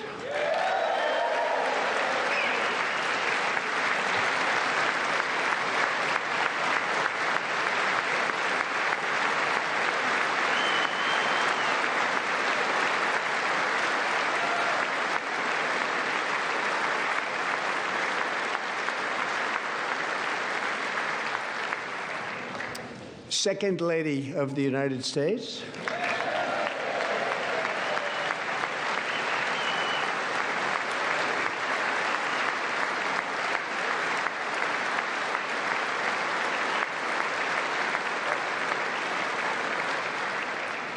Members of Congress and my fellow Americans, our nation is back, bigger, better, richer, and stronger than ever before.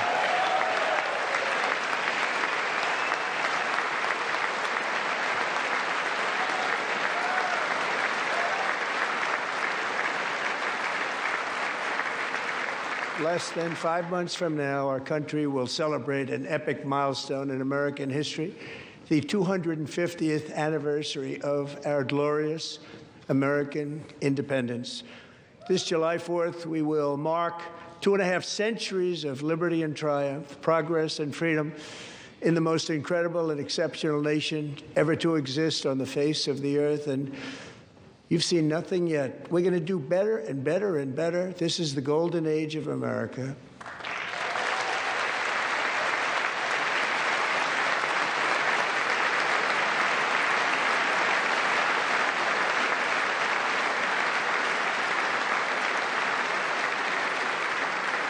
When I last spoke in this chamber 12 months ago, I had just inherited a nation in crisis with a stagnant economy, inflation at record levels, a wide open border, horrendous recruitment for military and police, rampant crime at home, and wars and chaos all over the world.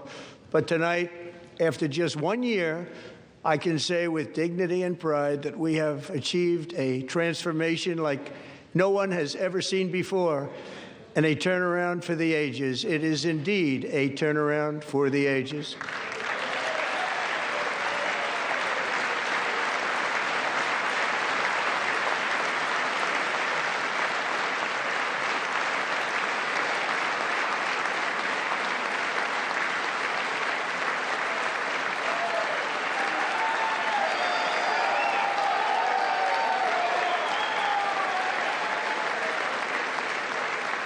And we will never go back to where we were just a very short time ago. We're not going back.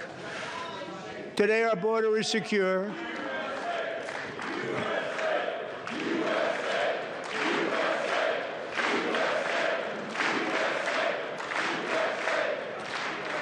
Thank you. Today, our border is secure. Our spirit is restored. Inflation is plummeting. Incomes are rising fast. The roaring economy is roaring like never before. And our enemies are scared. Our military and police are stacked. And America is respected again, perhaps like never before.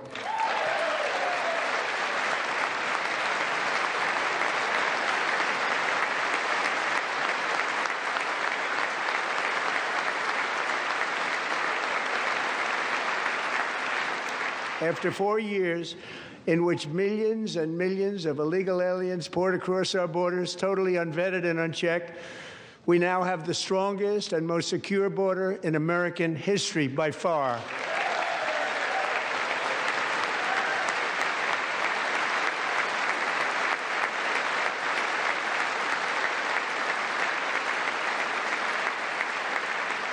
In the past 9 months, 0 illegal aliens have been admitted to the United States.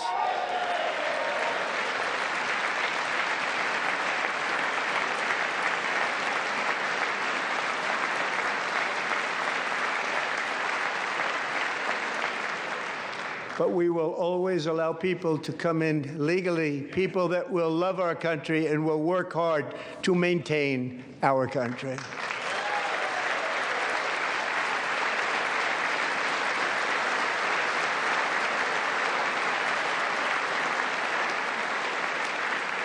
The flow of deadly fentanyl across our border is down by a record 56% in 1 year.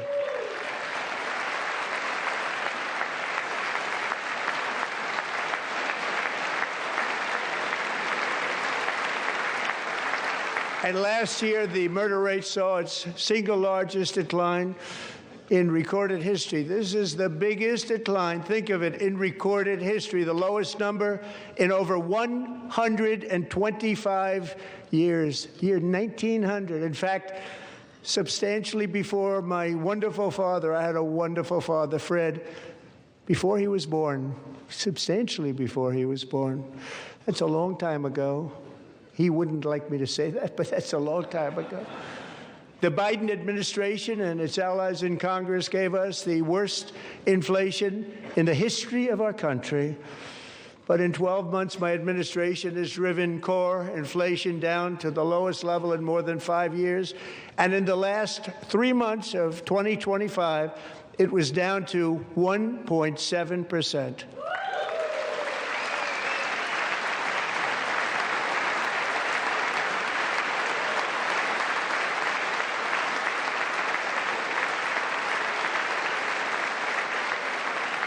Gasoline, which reached a peak of over $6 a gallon in some states under my predecessor, it was quite honestly a disaster, is now below $2.30 a gallon in most states, and in some places, $1.99 a gallon. And when I visited the great state of Iowa just a few weeks ago, I even saw $1.85 a gallon for gasoline.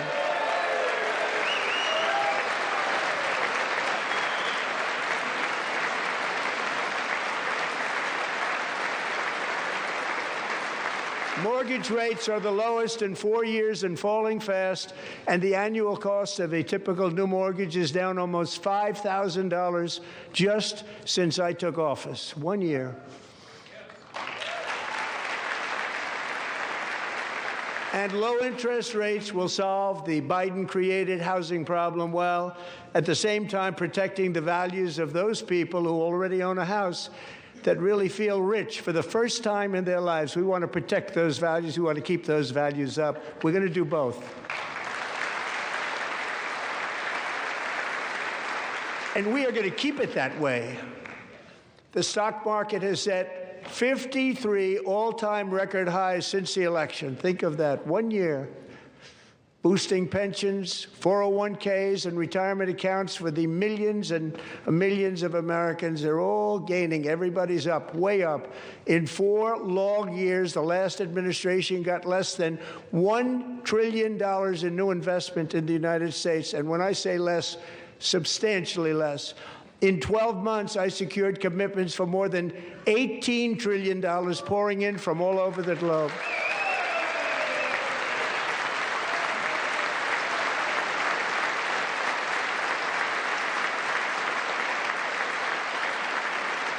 Think of it, much less than $1 trillion for 4 years versus much more than $18 trillion for 1 year. What a difference a president makes.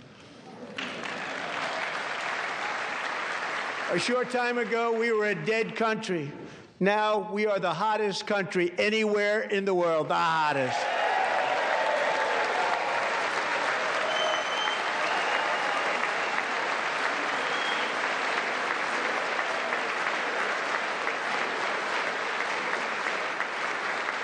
As thousands of new businesses are forming and factories, plants, and laboratories are being built, we have added 70,000 new construction jobs in just a very short period of time. It's getting bigger and bigger and stronger.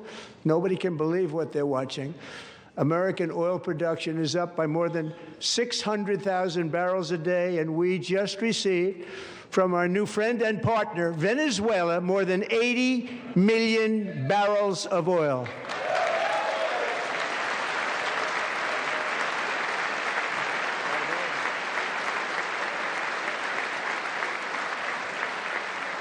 American natural gas production is at an all-time high because I kept my promise to drill, baby, drill.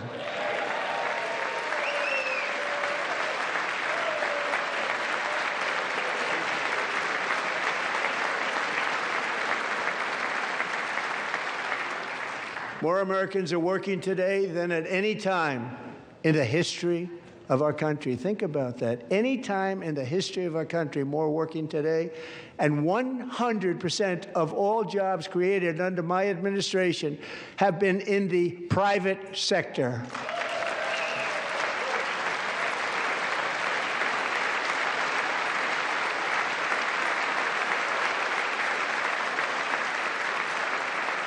We ended DEI in America.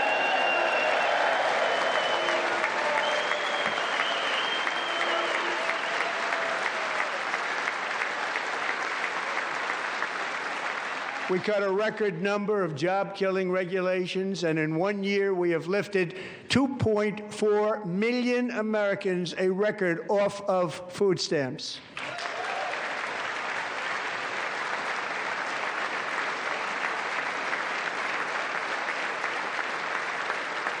And for all of these reasons, I say tonight, members of Congress, the state of our union is strong.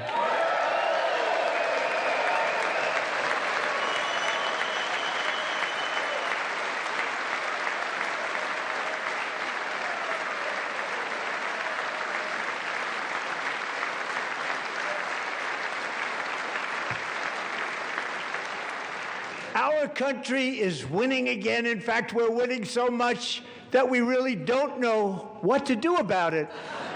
People are asking me, please, please, please, Mr. President, we're winning too much. We can't take it anymore. We're not used to winning in our country. Until you came along, we're just always losing, but now we're winning too much. And I say, no, no, no, you're going to win again. You're going to win big. You're going to win bigger than ever. And to prove that point, here with us tonight is a group of winners who just made the entire nation proud.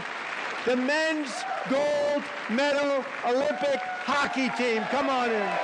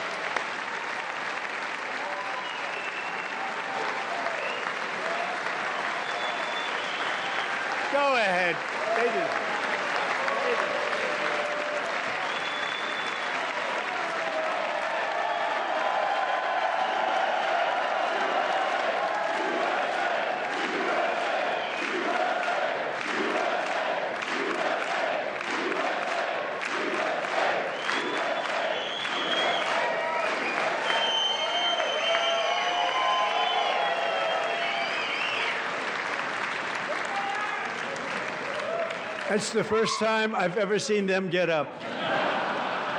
And actually, not all of them did get up. But they beat a fantastic Canadian team in overtime, as everybody saw, as did the American women who will soon be coming to the White House.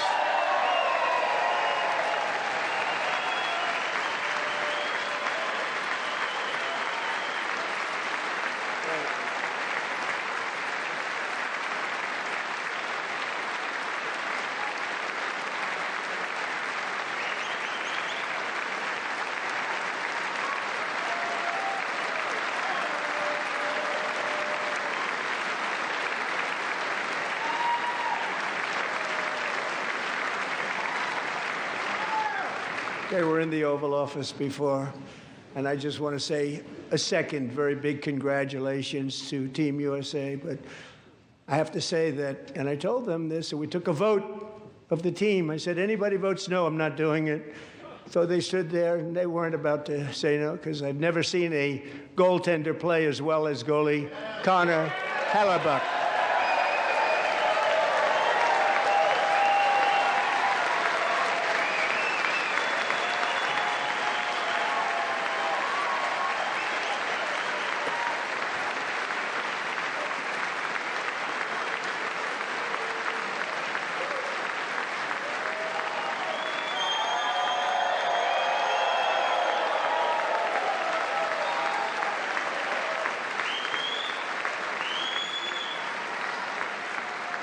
Think of it, 46 shots on goal, and I asked him, the one shot, the one where you put your stick in the back and it hit the neck of your stick and bounced off, do you practice that, or was that a little lucky?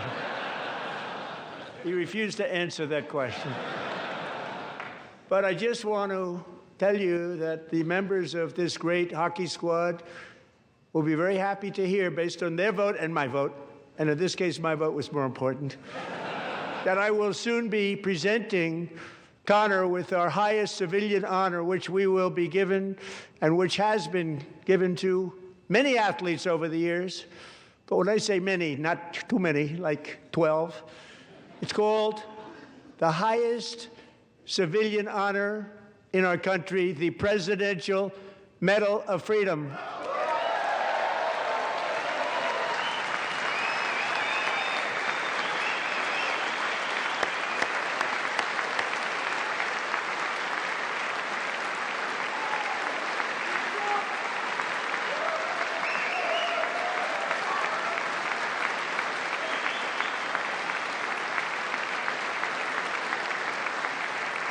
Great athletes have gotten that, very great, the best, and I thought he deserved it. And I did take a vote, every single one of them. I said, I'm not giving it if anybody goes no, and every single one of them rapidly put up their hand. So I want to thank you. What a special job you did. What special champions you are. Thank you very much.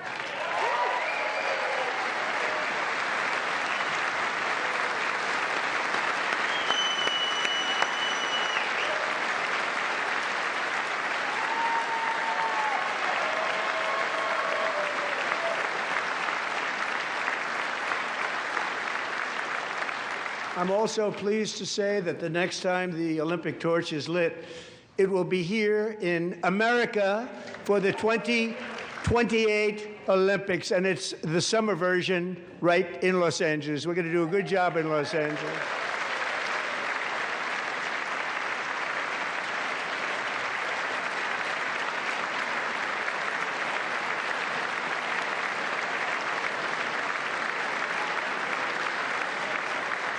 And Los Angeles is going to be safe, just like Washington, D.C. is now one of the safest cities in the country.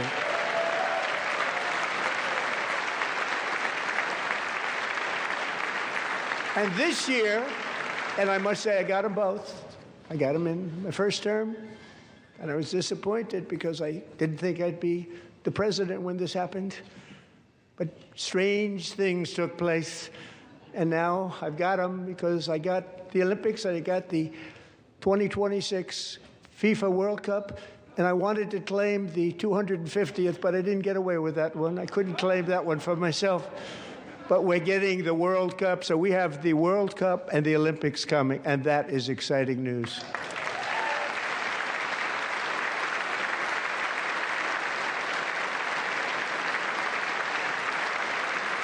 So this will be a year to celebrate our country and the heroes who have kept it free. Men like Buddy Taggart. At age 17, Buddy volunteered to defend America in World War II, serving in the Pacific under the great General Douglas MacArthur. He fought bravely in the famous Battle of Manila, worked so hard. He was badly wounded and almost killed by enemy machine guns in Luzon. And 81 years ago this month, he liberated the largest internment camp in the Philippines, one of the largest anywhere in the world. But he earned many honors, including a Purple Heart and a Bronze Star, came home, started a family, and tonight he is in the gallery looking forward to July 4th, 2026, his 100th birthday.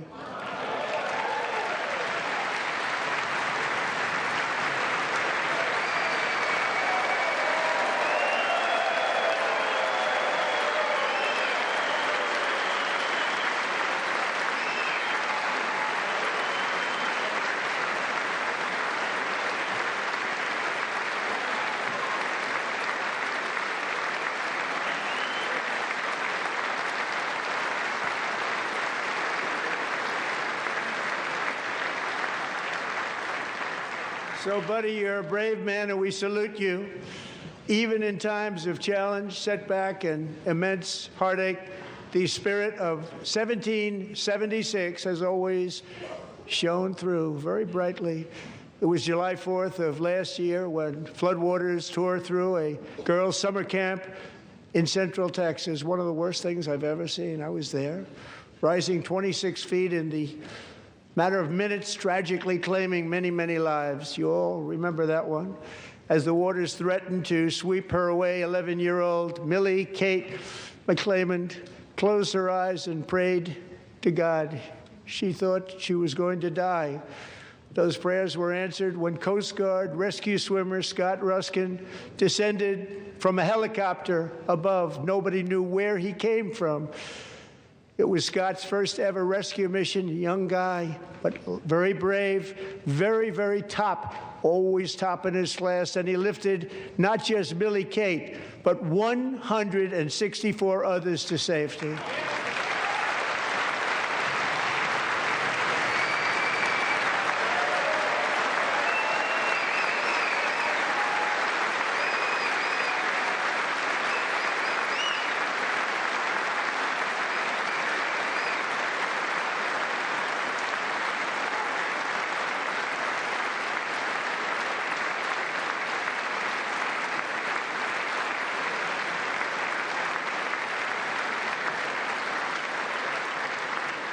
People watched Scott from a distance, and they couldn't believe what they were seeing. The winds were blowing, the rain was pouring, everything was going, and that rapid water, nobody's ever seen anything like it. They said, wow, that's something. Tonight, Scott and Millie Kate are here together, reunited for the very first time. Thank you, Scott, Millie Kate.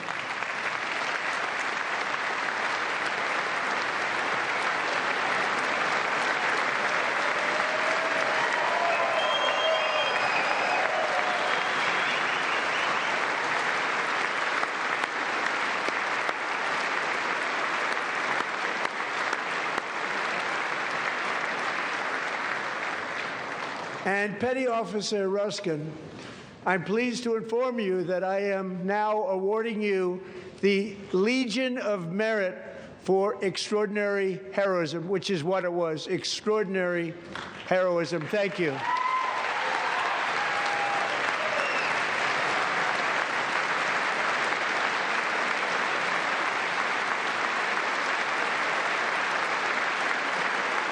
And I'd like to have the military aide to please come down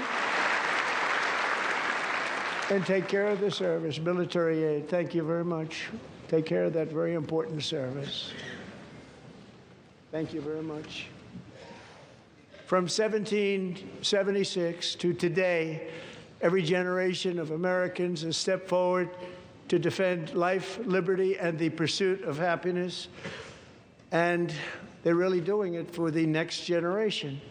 But now it's our turn. Together we're building a nation where every child has the chance to reach higher and go further, where government answers to the people, not the powerful, and where the interests of hardworking American citizens are always our first and ultimate concern. That is the debt we owe to the heroes who came before us, and that is the promise we must keep to America for our 250th year. Last year, I urged this Congress to begin the mission by passing the largest tax cuts in American history, and our Republican majorities delivered so beautifully. Thank you, Republicans.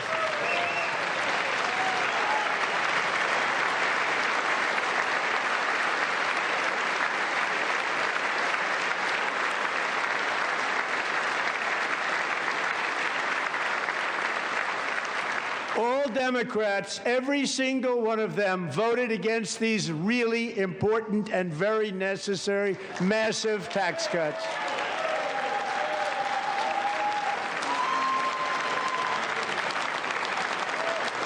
They wanted large-scale tax increases to hurt the people instead. But we held strong, and with the great, big, beautiful bill, we gave you no tax on tips, no tax on overtime, and no tax on Social Security for our great seniors.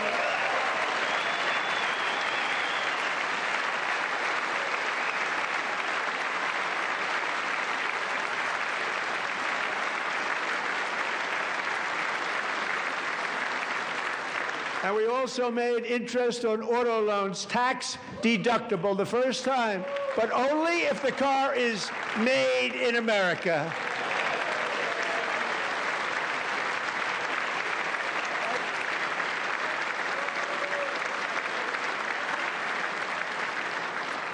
Recently in Pennsylvania, I met Megan Hemhauser, a devoted mom who's homeschools her children.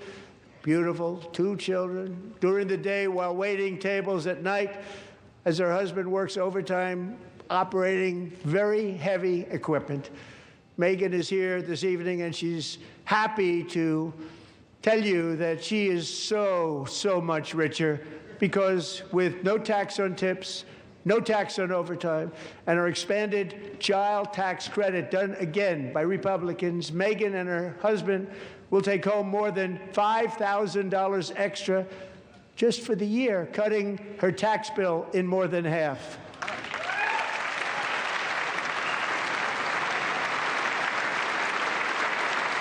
Megan, please stand up. We're fighting for you, Megan.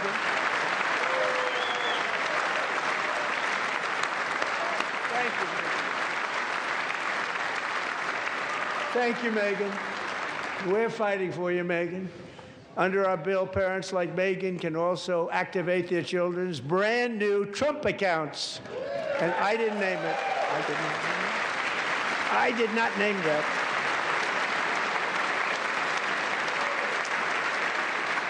Nobody believes me, but I did not name it. It was named by a very tall man sitting right there in the third row. Nice man, a good man. Tax-free investment accounts for every American child. This is something that's so special and has taken off and gone through the roof. Millions will be pre-funded courtesy of the U.S. Treasury and private individuals like Michael and Susan Dell, who have donated $6.25 billion to fund the Trump accounts for 25 million American children. They're great people.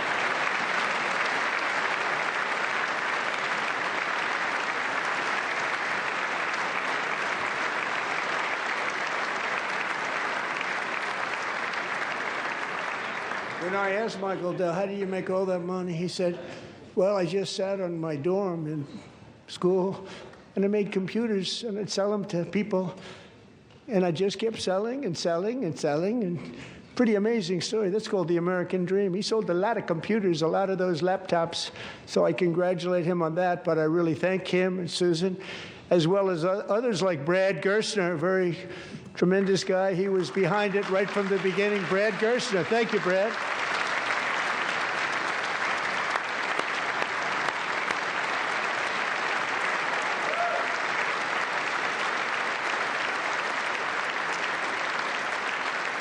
So with modest additional contributions, these young people's accounts could grow to over $100,000 or more by the time they turn 18. Think of it. How much money is that for somebody that started with nothing? Over 100,000, could be much more than that. To make this investment in our children's future, go to TrumpAccounts.gov, TrumpAccounts.gov. And a lot of people are doing it. They're setting every record in the book. It's popular. They knew what it was going to take. I'm so proud of them. I'm so proud of the people that got it started. And now it's just taken off. One of the primary reasons for our country's stunning economic turnaround, the biggest in history, where the Dow Jones broke 50,000 4 years ahead of schedule, and the S&P hit 7,000, where it wasn't supposed to do it for many years, were tariffs. I used these tariffs, took in hundreds of billions of dollars to make great deals for our country, both economically and on a national security basis. Everything was working well. Countries that were ripping us off for decades are now paying us hundreds of billions of dollars. They were ripping us so badly, you all know that. Everybody knows it. Even the Democrats know it. They just don't want to say it. And yet these countries are now happy, and so are we. We made deals. The deals are all done. And they're happy. They're not making money like they used to, but we're making a lot of money. There was no inflation, tremendous growth. And the big story was how Donald Trump called the economy correctly, and 22 Nobel Prize winners in economics didn't. They got it totally wrong. They got it really wrong. And then just 4 days ago, an unfortunate ruling from the United States Supreme Court. It just came down. It came down. Very unfortunate ruling.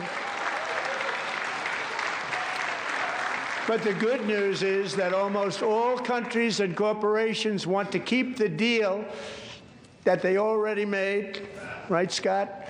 Knowing that the legal power that I, as president, have to make a new deal could be far worse for them, and therefore they will continue to work along the same successful path that we had negotiated before the Supreme Court's unfortunate involvement. So despite the disappointing ruling, these powerful, country-saving, it's saving our country, the kind of money we're taking in, peace-protecting.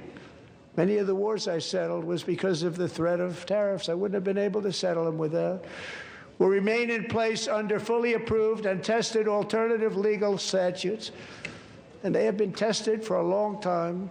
They're a little more complex, but they're actually probably better, leading to a solution that will be even stronger than before. Congressional action will not be necessary. It's already time-tested and approved. And as time goes by, I believe the tariffs paid for by foreign countries will, like in the past, substantially replace the modern-day system of income tax, taking a great financial burden off the people that I love.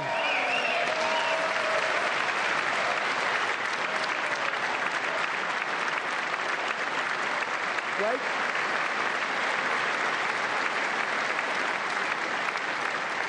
Moving forward, factories, jobs, investment, and trillions of dollars will continue pouring into the United States of America because we finally have a president who puts America first. I put America first. I love America.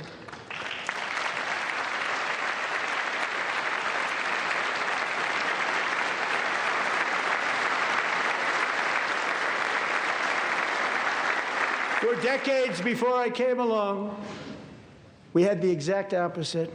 From trade to health care, from energy to immigration, everything was stolen and rigged in order to drain the wealth out of the productive, hardworking people who make our country great, who make our country run. Under Biden and his corrupt partners in Congress and beyond, it reached a breaking point with the Green New scam, open borders for everyone. They poured in by the millions and millions from prisons, from mental institutions. They were murderers, 11,888 murders. They came into our country. You allowed that to happen. And record-setting inflation that cost the typical family $34,000 in just a speck of time. Now the same people in this chamber who voted for those disasters suddenly used the word affordability, a word they just used it. Somebody gave it to them, knowing full well that they caused and created the increased prices that all of our citizens had to endure. You caused that problem. You caused that problem.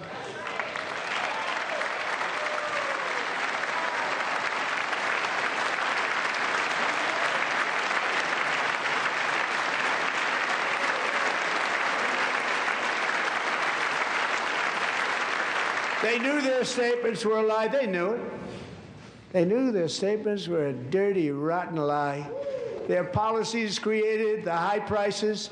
Our policies are rapidly ending them. We are doing really well. Those prices are plummeting downward.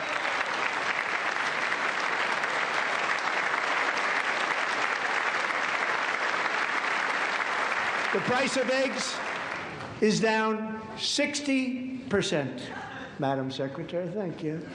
The cost of chicken, butter, fruit, hotels, automobiles, rent is lower today than when I took office by a lot. And even beef, which was very high, is starting to come down significantly. Just hold on a little while. We're getting it down. And soon you will see numbers that few people would think were possible to achieve just a short time ago. Nobody can believe when they see the kind of numbers, and especially energy, when they see energy going down to numbers like that, they cannot believe it. It's like another big tax cut. I'm also confronting one of the biggest ripoffs of our times, the crushing costs of health care caused by you. Since the passage of the Unaffordable Care Act, sometimes referred to as Obamacare, big insurance companies have gotten rich. It was meant for the insurance companies, not for the people. With our government giving them hundreds and hundreds of billions of dollars a year as their stock prices soared 1,000, 1,200, 1,400, and even 1,700%, like nothing else. That's why I introduced the great health care plan. I want to stop all payments to big insurance companies and instead give that money directly to the people so they can buy their own health care, which will be better health care at a much lower cost.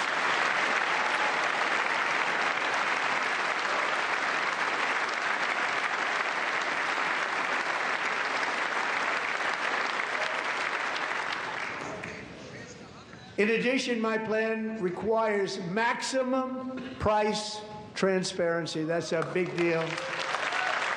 Sounds so simple, so big.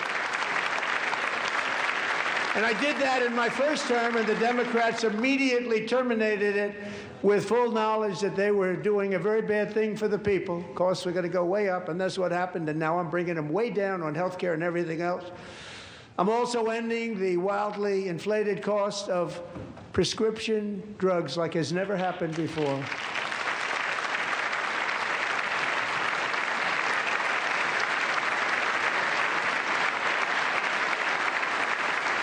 Other presidents tried to do it, but they never could. They tried.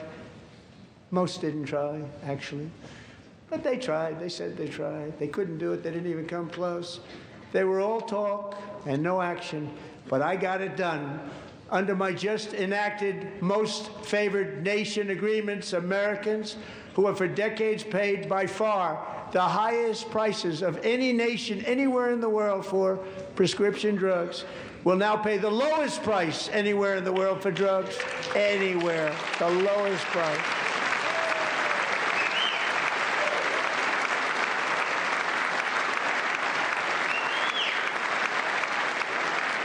So in my first year of the second term, should be my third term, but strange things happen. I took prescription drugs, a very big part of health care, from the highest price in the entire world to the lowest. That's a big achievement. The result is price differences of 300, 400, 500, 600% and more, all available right now at a new website called TrumpRx.gov. And I didn't name that one either, by the way.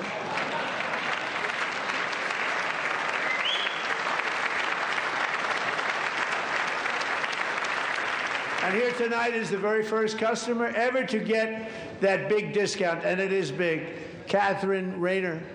For 5 years, she and her husband have struggled with infertility, and they turned to IVF. One drug has been costing Catherine $4,000 to purchase. But a few weeks ago, she logged onto the Trump RX website and got that same drug that cost $4,000, got it for under $500, a reduction of much more, actually, than $3,500. Catherine, we are all praying for you, and you're going to be a great mom.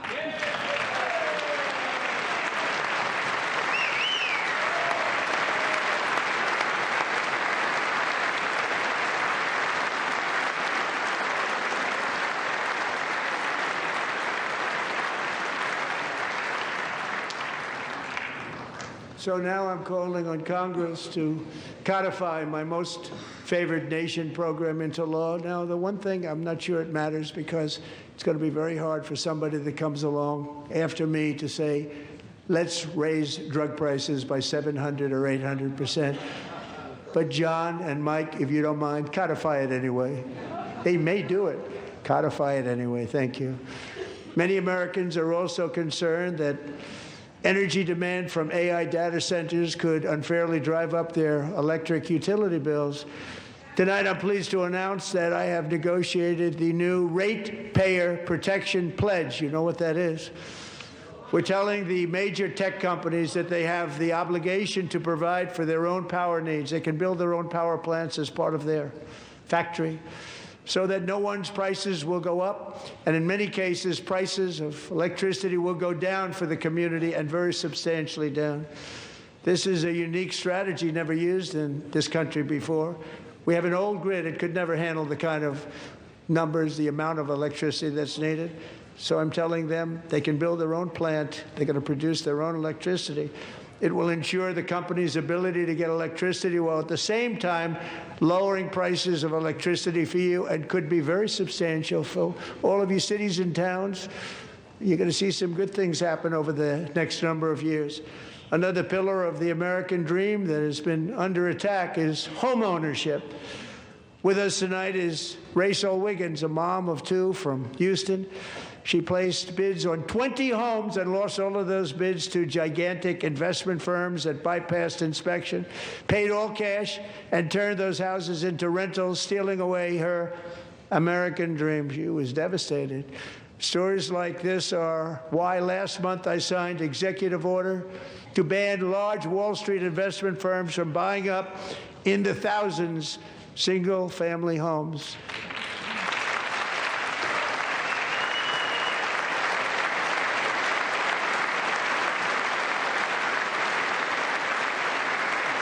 And now I'm asking Congress to make that ban permanent, because homes for people, really, that's what we want. We want homes for people, not for corporations. Corporations are doing just fine. Rachel, thank you very much. Good luck with your home. You'll get one soon.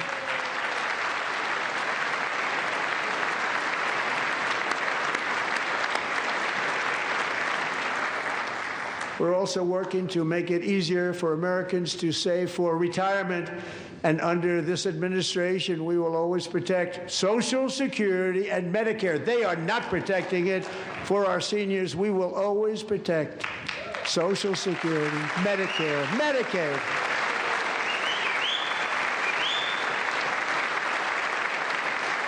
Since I took office, the typical 401k balance is up by at least $30,000. That's a lot of money.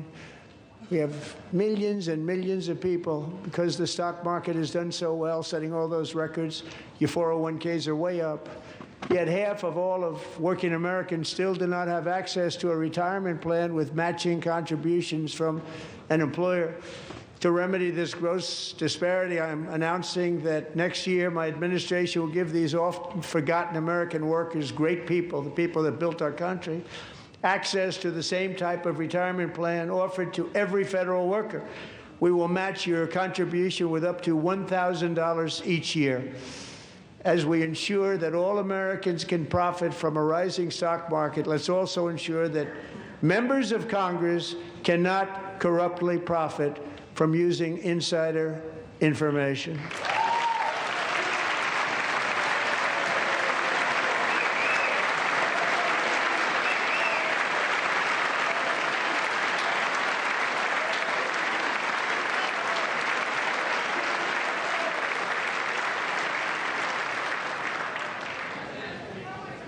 They stood up for that. I can't believe it.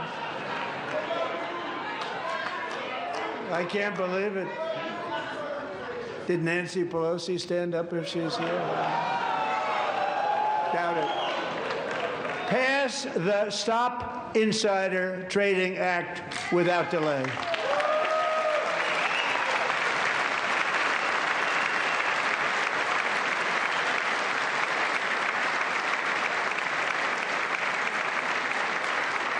I wasn't sure if anybody even on this side was going to applaud for that. I'm very impressed. Thank you. I'm very impressed.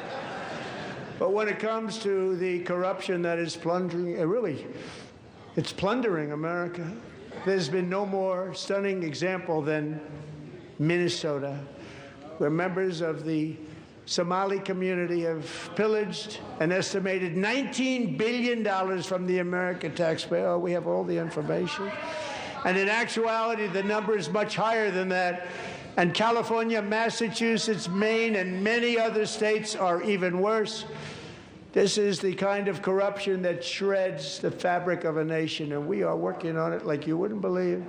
So tonight, although started 4 months ago, I am officially announcing the war on fraud to be led by our great Vice President, J.D. Vance.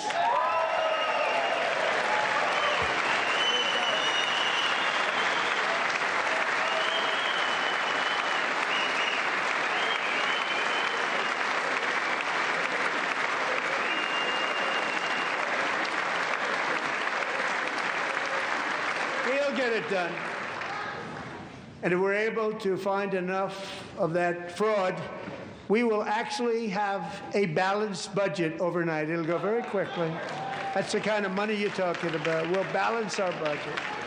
The Somali pirates who ransacked Minnesota remind us that there are large parts of the world where bribery, corruption, and lawlessness are the norm, not the exception. Importing these cultures through unrestricted immigration and open borders brings those problems right here to the USA. And it is the American people who pay the price in higher medical bills, car insurance rates, rent, taxes, and perhaps most importantly, crime. We will take care of this problem. We're going to take care of this problem. We are not playing games. Delilah.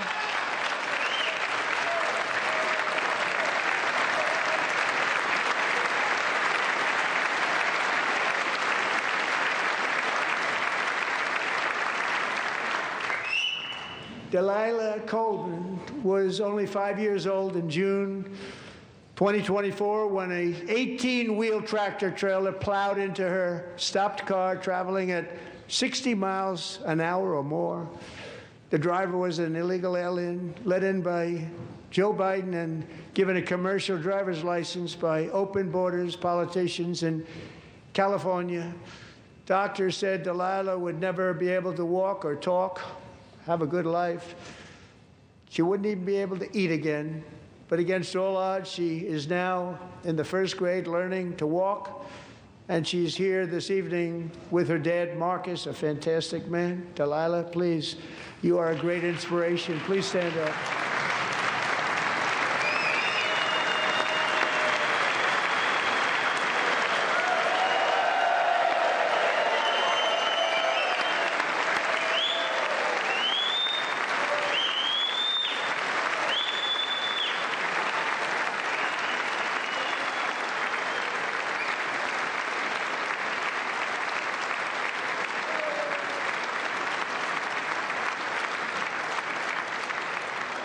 Thank you, Delilah. Many, if not most, illegal aliens do not speak English and cannot read even the most basic road signs as to direction, speed, danger, or location. That's why tonight I'm calling on Congress to pass what we will call the Delilah Law, barring any state from granting commercial driver's licenses to illegal aliens.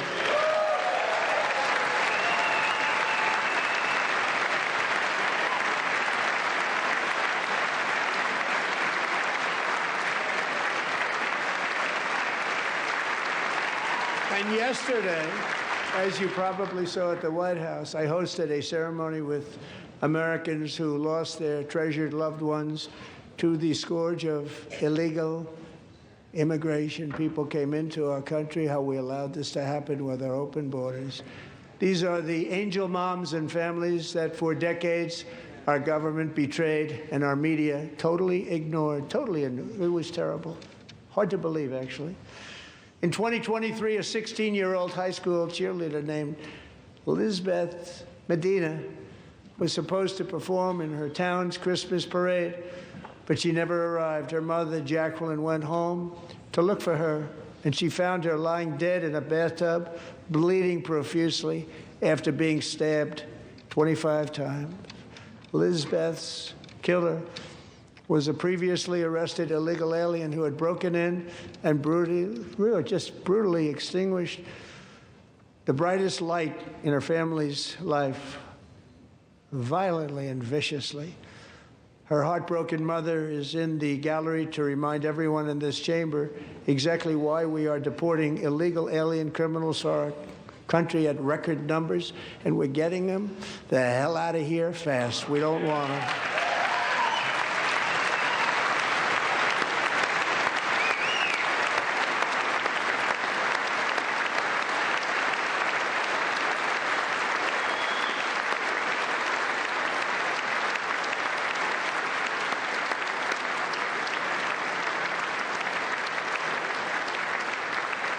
Thank you very much, Jacqueline. Thank you.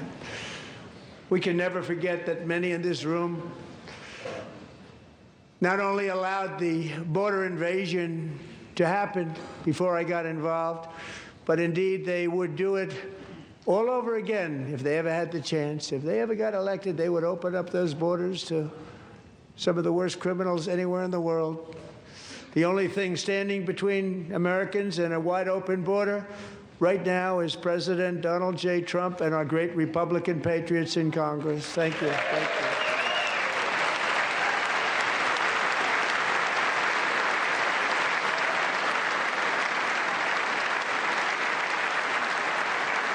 As we speak, Democrats in this chamber have cut off all funding for the Department of Homeland Security. It's all cut off.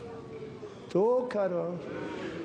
They have instituted another Democrat shutdown, the first one costing us 2 points on GDP.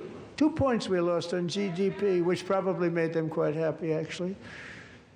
Now they have closed the agency responsible for protecting Americans from terrorists and murderers. Tonight I'm demanding the full and immediate restoration of all funding for the border security, Homeland Security of the United States, and also for helping people clean up their snow. We have no money because of the Democrats, and it would be nice. We'd love to give you a hand at cleaning it up, but you gave no money. Nobody's getting paid. It's a shame. So you have to think about it. We have, in case you didn't know, a pretty large snowstorm out there. One of the great things about the State of the Union is how it gives Americans the chance to see clearly what their representatives really believe. So tonight I'm inviting every legislator to join with my administration in reaffirming a fundamental principle. If you agree with this statement, then stand up and show your support. The first duty of the American government is to protect American citizens, not illegal aliens.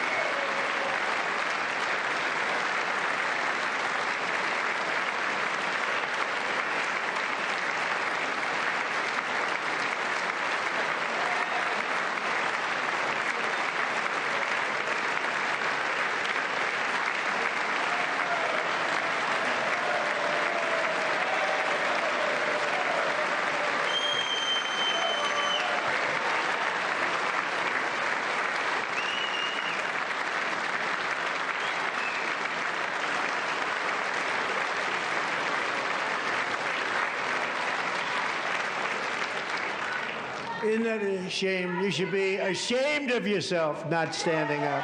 You should be ashamed of yourself. That is why I'm also asking you to end deadly sanctuary cities that protect the criminals and enact serious penalties for public officials who block the removal of criminal aliens. In many cases, drug lords, murderers all over our country, they're blocking the removal of these people out of our country, and you should be ashamed of yourself.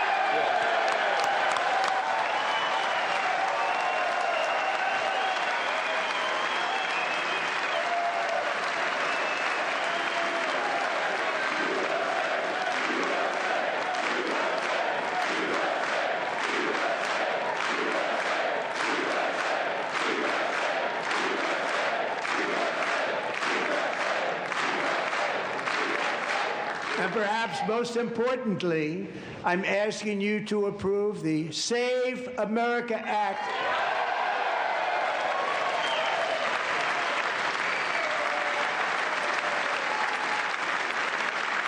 To stop illegal aliens and others who are unpermitted persons from voting in our sacred American elections. That cheating is rampant in our elections. It's rampant. It's very simple. All voters must show voter ID.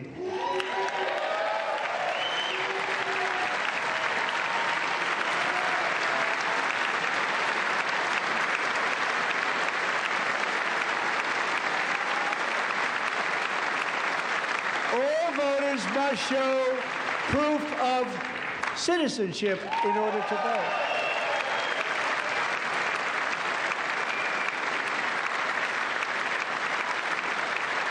No more crooked mail-in ballots except for illness, disability, military, or travel.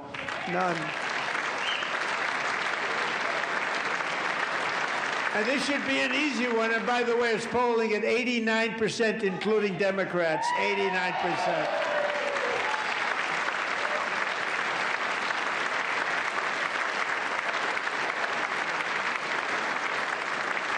And even the new communist mayor of New York City, I think he's a nice guy, actually.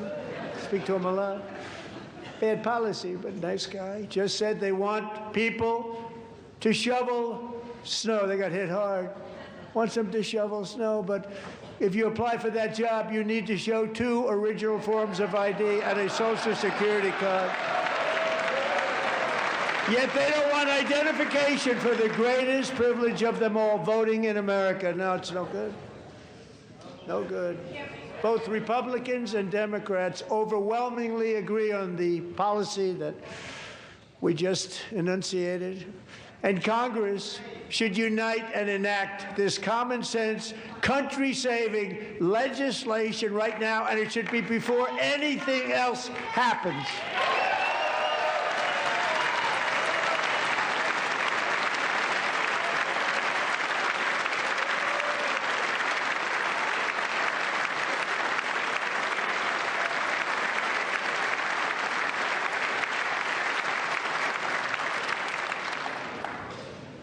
And the reason they don't want to do it, why would anybody not want voter ID? One reason, because they want to cheat. There's only one reason. They make up all excuses. They say it's racist. They come up with things you almost say, what imagination they have. They want to cheat. They have cheated. And their policy is so bad that the only way they can get elected is to cheat. And we're going to stop it. We have to stop it, John.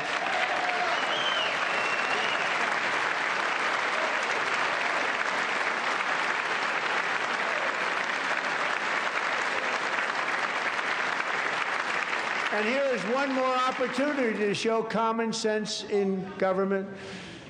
In the gallery tonight are Sage Blair and her mother, Michelle. In 2021, Sage was 14 when school officials in Virginia sought to socially transition her to a new gender, treating her as a boy and hiding it from her parents. Hard to believe, isn't it?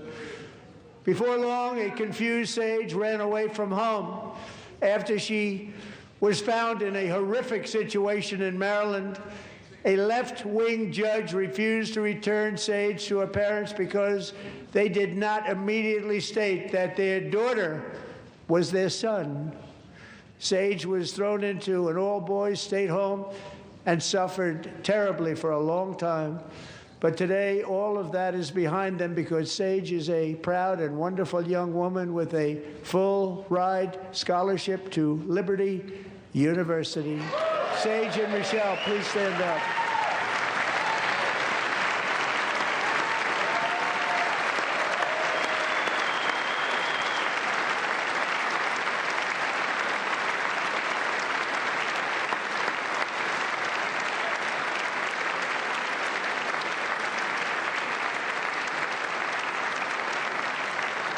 And thank you for your great bravery. And who can believe that we're even speaking about things like this? 15 years ago, if somebody was up here and said that, they'd say, what's wrong with him? But now we have to say it because it's going on all over numerous states without even telling the parents.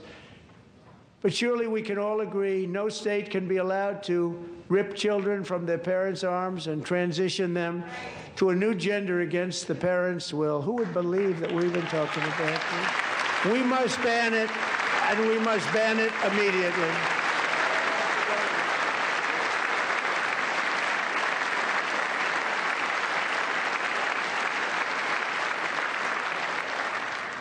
Look, nobody stands up. These people are crazy, I'm telling you. They're crazy.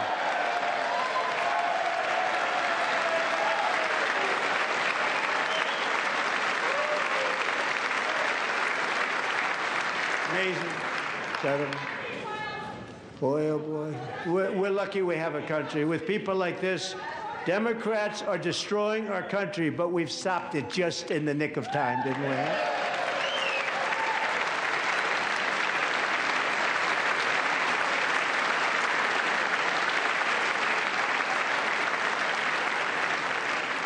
No one cares more about protecting America's youth than our wonderful First Lady. Now a movie star. She's a movie star. Can you believe it? Who would have believed that? Over the past year, she has had an incredible impact championing AI legislation, advancing a landmark executive order on foster care, and helping secure $30 million to launch the Melania Trump Foster Youth to Independence Initiative. It's a tremendous, really a tremendous thing that happened and had a lot of bipartisan support.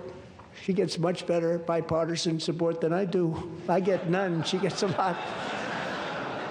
Someday you're going to have to tell me how you did that. And students and educators in every state have joined the First Lady's efforts in the presidential AI challenge, keeping America's next generation positioned to succeed and strongly succeed in the future. Tonight, we welcome two young people whose lives reflect the First Lady's impact, Sierra Burns and Everest Nevermont.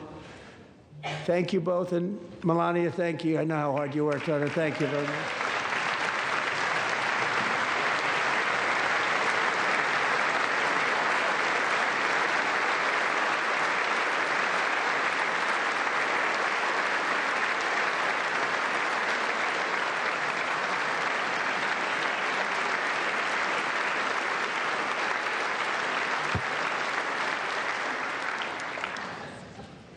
I'm very proud to say that during my time in office, both the first 4 years and in particular this last year, there has been a tremendous renewal in religion, faith, Christianity, and belief in God.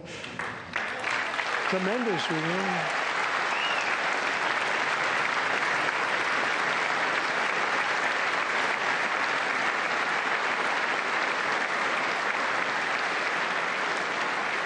This is especially true among young people, and a big part of that had to do with my great friend, Charlie Kirk, a great guy, great man.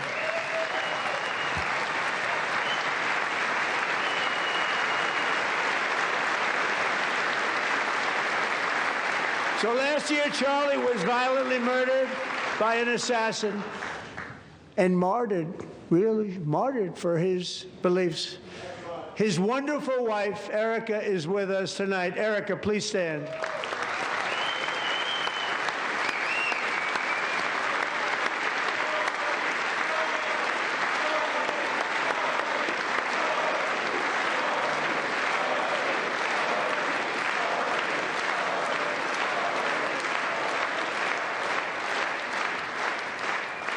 Thank you, Erica. Been through a lot. In Charlie's memory, we must all come together to reaffirm that America is one nation under God, and we must totally reject political violence of any kind.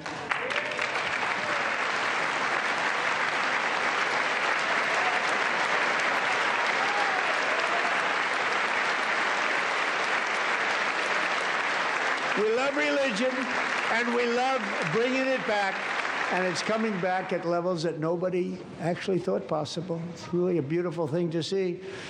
Above all, unleashing America's promise requires keeping our communities safe. We have made incredible strides, yet dangerous repeat offenders continue to be released by pro-crime Democrat politicians again and again. We are honored to be joined tonight by a woman who's been through hell, Anya Suretska.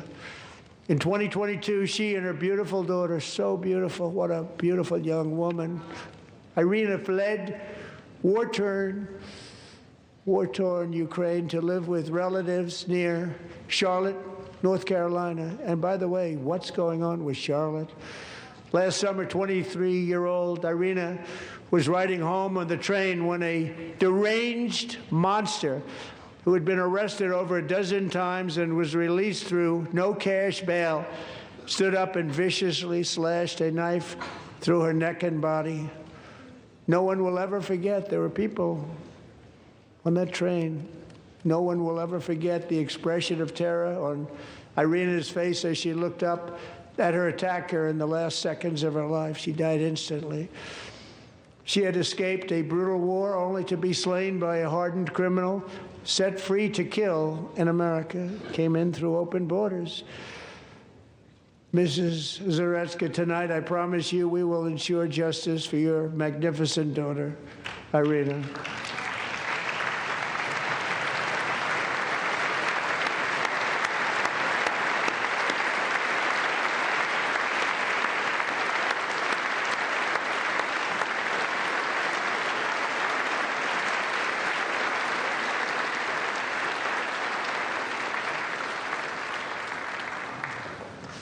How do you not stand? How do you not stand? I'm asking this Congress to pass tough legislation to ensure that violent and dangerous repeat offenders are put behind bars, and importantly, that they stay there.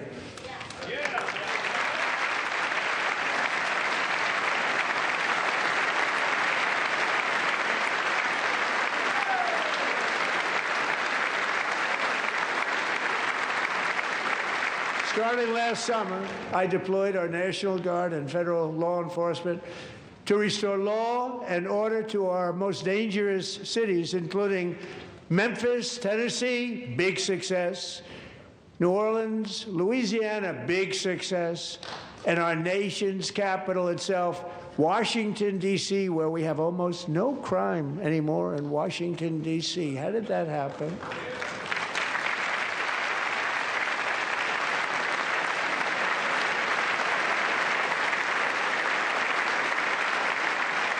In fact, crime in Washington is now at the lowest level ever recorded, and murders in D.C. this January were down close to 100% from a year ago.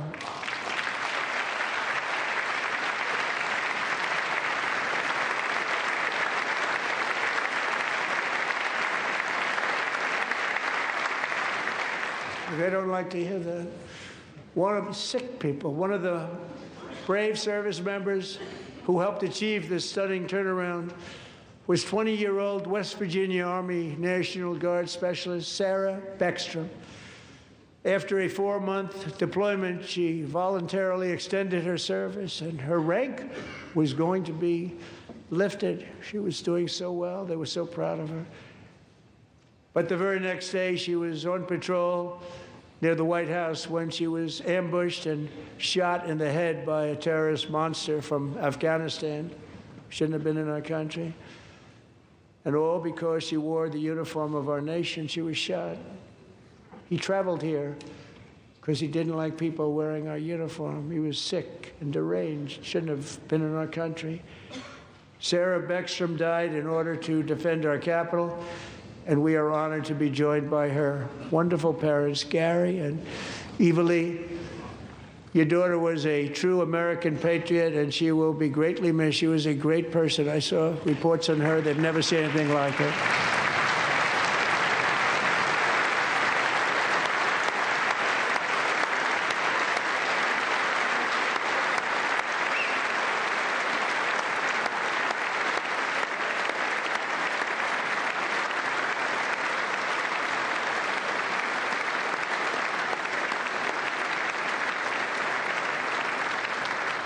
So sorry. Thank you very much. She's a great young lady. I saw reports that were like, perfect. She was perfect. Serving alongside Sarah that day was Staff Sergeant Andrew Wolf. The terrorist shot Andrew in the head, and no one thought he could possibly make it. The two of them, Sarah and Andrew, both shot violently in the head. Neither was expected to make it. They weren't even given a chance, except his wonderful mother, named Melody, who I spoke to the same night, and she was so positive. The doctors thought that Andrew was gone, but his mother said, no, Mr. President, Andrew will be fine. He's going to make it. I've never seen anything like it. I mean, he was given almost no chance. She said, I have no doubt, sir, he's going to be okay. This was a conversation that I had with her that night, with her son laying helplessly in bed, blood all over. Everybody is praying, she said, sir, he will be okay. The doctors didn't understand what she was saying, and after looking at the results of the damage done, neither did I. She was so strong and conclusive that even Andrew's great father felt she didn't really understand the gravity of the situation. But she turned out to be right. Right, Melody? She turned out to be right.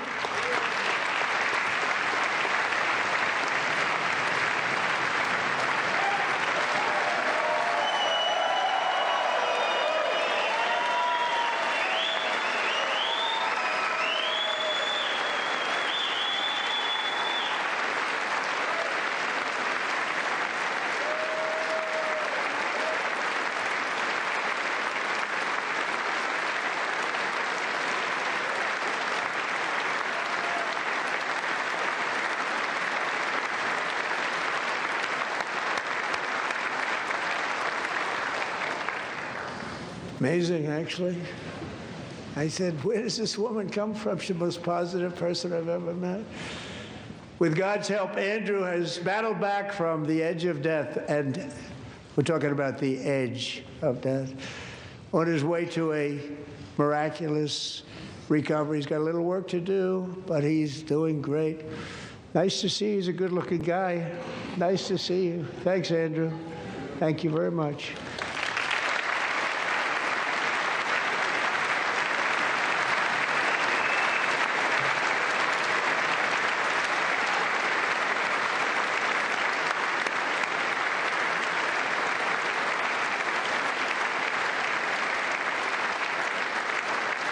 So, Andrew, while you're up, now I'm going to ask a highly respected General James Seward to present Staff Sergeant Andrew Wolf and the great family of Sarah Beckstrom with the award created by our late, great President George Washington himself. It's called the Purple Heart.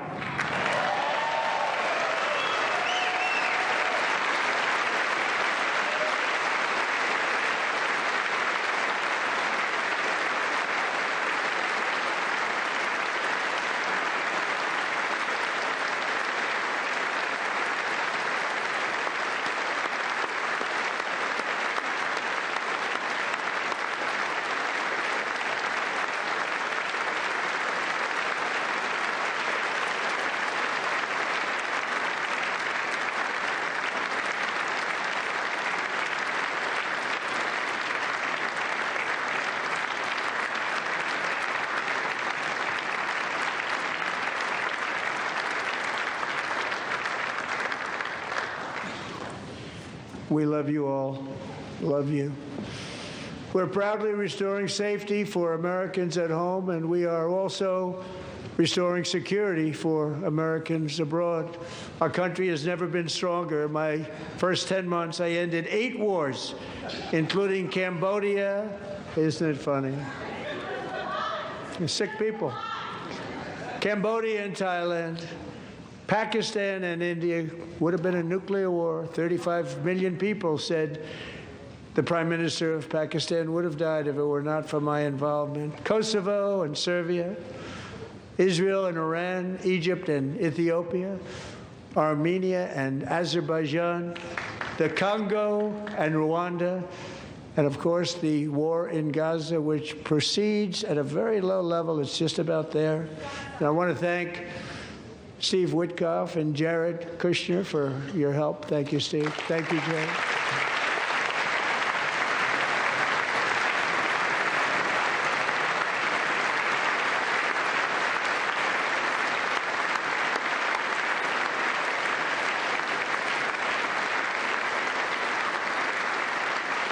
And I also want to thank the man they report to, Secretary of State Marco Rubio. Thank you, Marco.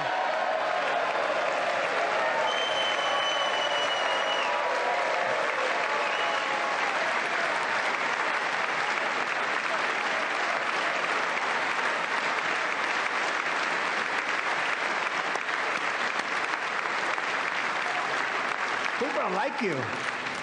You know, Marco got 100% of the votes when he was in confirmation. I think our next one was about 54%. And some of the Democrats are now saying, I can't believe we approved that guy. And he said it's an honor that they feel that way. Right, Marco? You have done a great job, great Secretary of State. I think he'll go down as the best ever.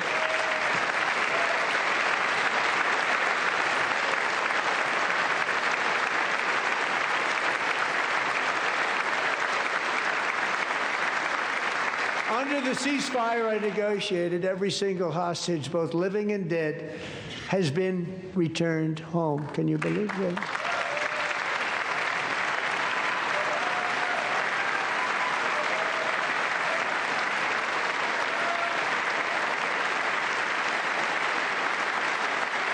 Nobody thought it was possible. Nobody thought that was possible. Both living and dead. And those parents who had a dead son, their boy, they'd always tell me their boy, they wanted him as much as though he were living. It was an amazing period of time. And they came back, and when we got all of the living hostages back, and many, many before them, but I always said those last 20 are going to be very tough, but we got many, many more, hundreds. But I said those last 20 are going to be tough. We got them back. But we only got back 14 or 15 of the dead, of the 28. And believe it or not, Hamas worked along with Israel, and they dug, and they dug, and they dug. It's a tough thing to do, going through bodies all over, passing up 100 bodies sometimes for each one that they found. Tough job. And they finally got it back to 27. And then Steve and Jared, they got it back to 28. They found all 28. Nobody thought that was possible, but we did it. And I remember the family of the 28th. They were so grieved, but they were so happy as it's possible to be. They had their boy back. The mother said, "Sir, we have our boy back." What a period of time that was, but we got them all back. So thank you both very much. Great job.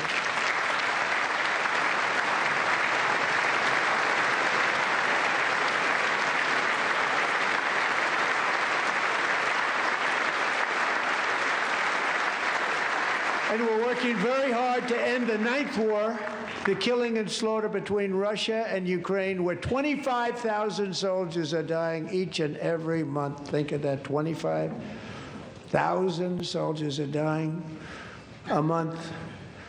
A war which would have never happened if I were president. Would have never happened. As president, I will make peace wherever I can, but I will never hesitate to confront threats to America wherever we must.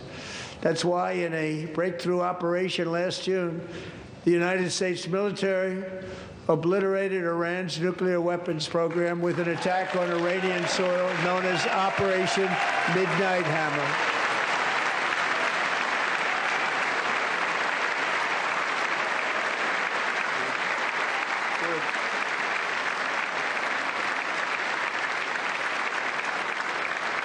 For decades, it had been the policy of the United States never to allow Iran to obtain a nuclear weapon.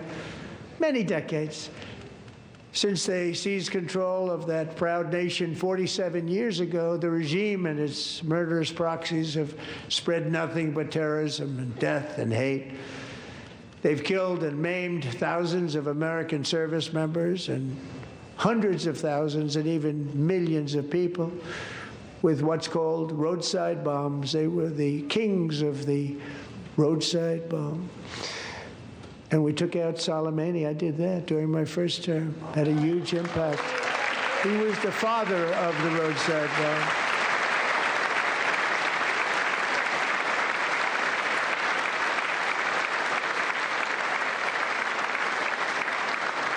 And just over the last couple of months with the protests, they've killed at least, it looks like, 32,000 protests. 32,000 protesters in their own country. They shot them and hung them. We stopped them from hanging a lot of them with the threat of serious violence. But this is some terrible people. They've already developed missiles that can threaten Europe and our bases overseas, and they're working to build missiles that will soon reach the United States of America. After Midnight Hammer, they were warned to make no future attempts to rebuild their weapons program, and in particular, nuclear weapons. Yet they continue. They're starting it all over. We wiped it out, and they want to start all over again, and are at this moment again pursuing their sinister ambitions. We are in negotiations with them. They want to make a deal, but we haven't heard those secret words. We will never have a nuclear weapon. My preference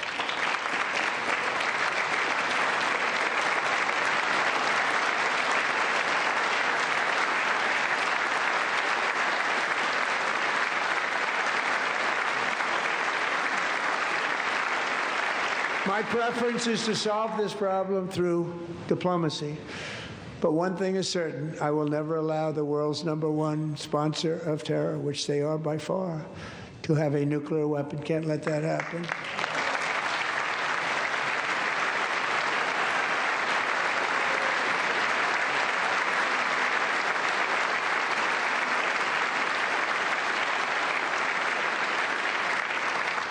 And no nation should ever doubt America's resolve.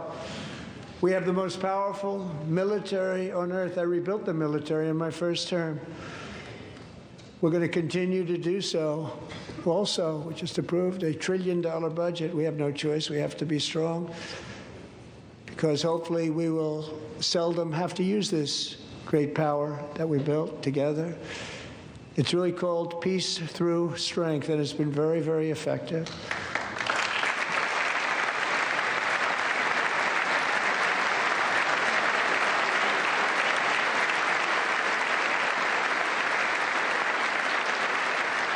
So thanks to Republicans in Congress, we're investing that record number of dollars, have no choice, in the United States Armed Forces.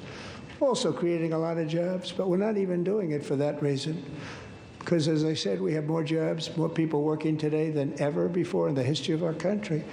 And NATO countries are friends and allies. They are. They're our friends and they're our allies. Have just agreed, at my very strong request, to pay 5% of GDP for military defense rather than the 2%, which they weren't paying. We were paying for almost all of NATO. Now they're paying 5 as opposed to not paying 4.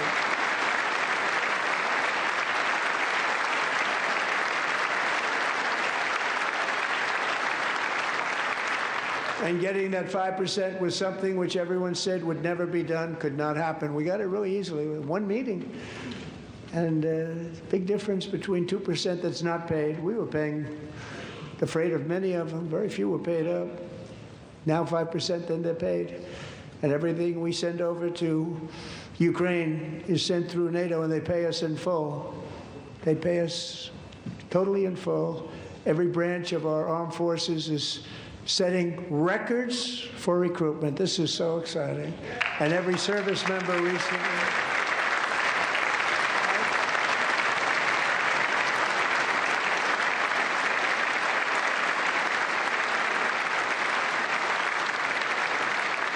And every service member recently received a warrior dividend of $1,776.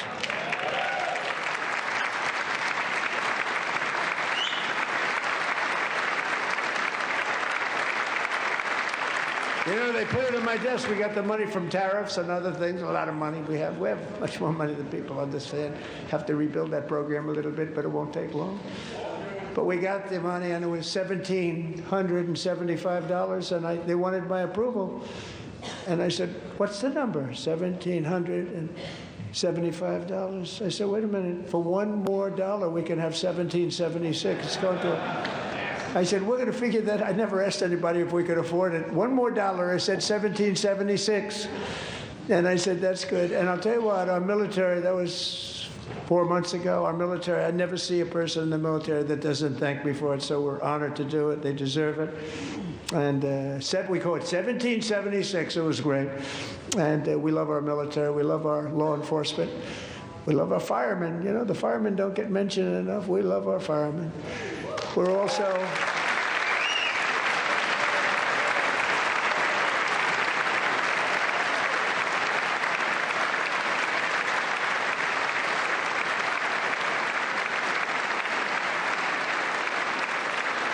also restoring American security and dominance in the Western Hemisphere, acting to secure our national interests and defend our country from violence, drugs, terrorism, and foreign interference. For years, large swaths of territory in our region, including large parts of Mexico, really large parts of Mexico, have been controlled by murderous drug cartels.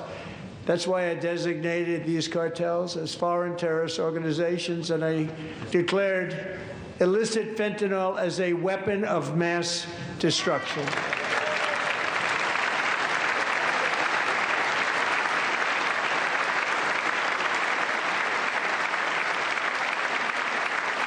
And with our new military campaign, we have stopped record amounts of drugs coming into our country and virtually stopped it completely coming in by water or sea. You probably noticed that. We very seriously damaged their fishing industry also. Nobody wants to go fishing anymore. We've also taken down one of the most sinister cartel kingpins of all. You saw that yesterday. In January,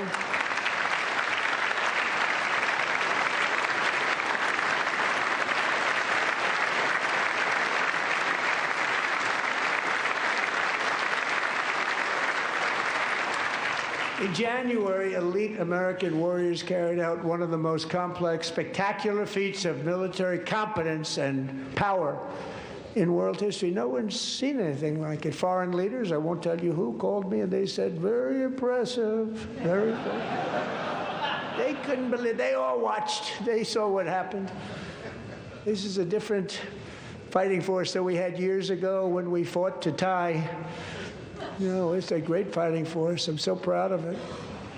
Look at Space Force. Space Force is my baby, because we did that. My baby is becoming so important.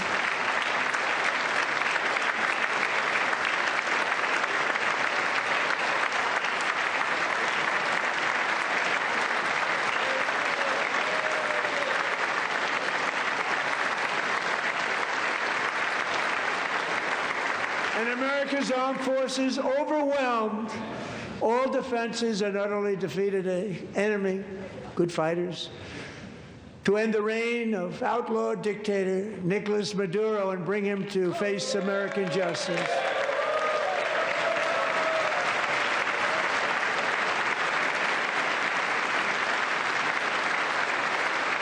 And this was an absolutely colossal victory for the security of the United States, and it also opens up a bright new beginning for the people of Venezuela. We're working closely with the new president of Venezuela, Delcy Rodriguez, to unleash extraordinary economic gains for both of our countries and to bring new hope to those who have suffered so terribly. They really did suffer. With us tonight is Alejandro Gonzalez. She grew up in a tight-knit Venezuelan family and was especially close to her beloved uncle Enrique. But after Enrique ran for office and opposed Maduro, he was kidnapped by Maduro's security forces and thrown into the regime's really infamous prison in Caracas. Alejandro feared she would never see her uncle again. She feared for her own life also. But since the raid, we have worked with the new leadership, and they have ordered the closure of that vile prison and released hundreds of political prisoners already, with more to come. Alejandro, I'm pleased to inform you that not only has your uncle been released, but he is here tonight. We brought him over to celebrate his freedom with you in person. Enrique, please come down.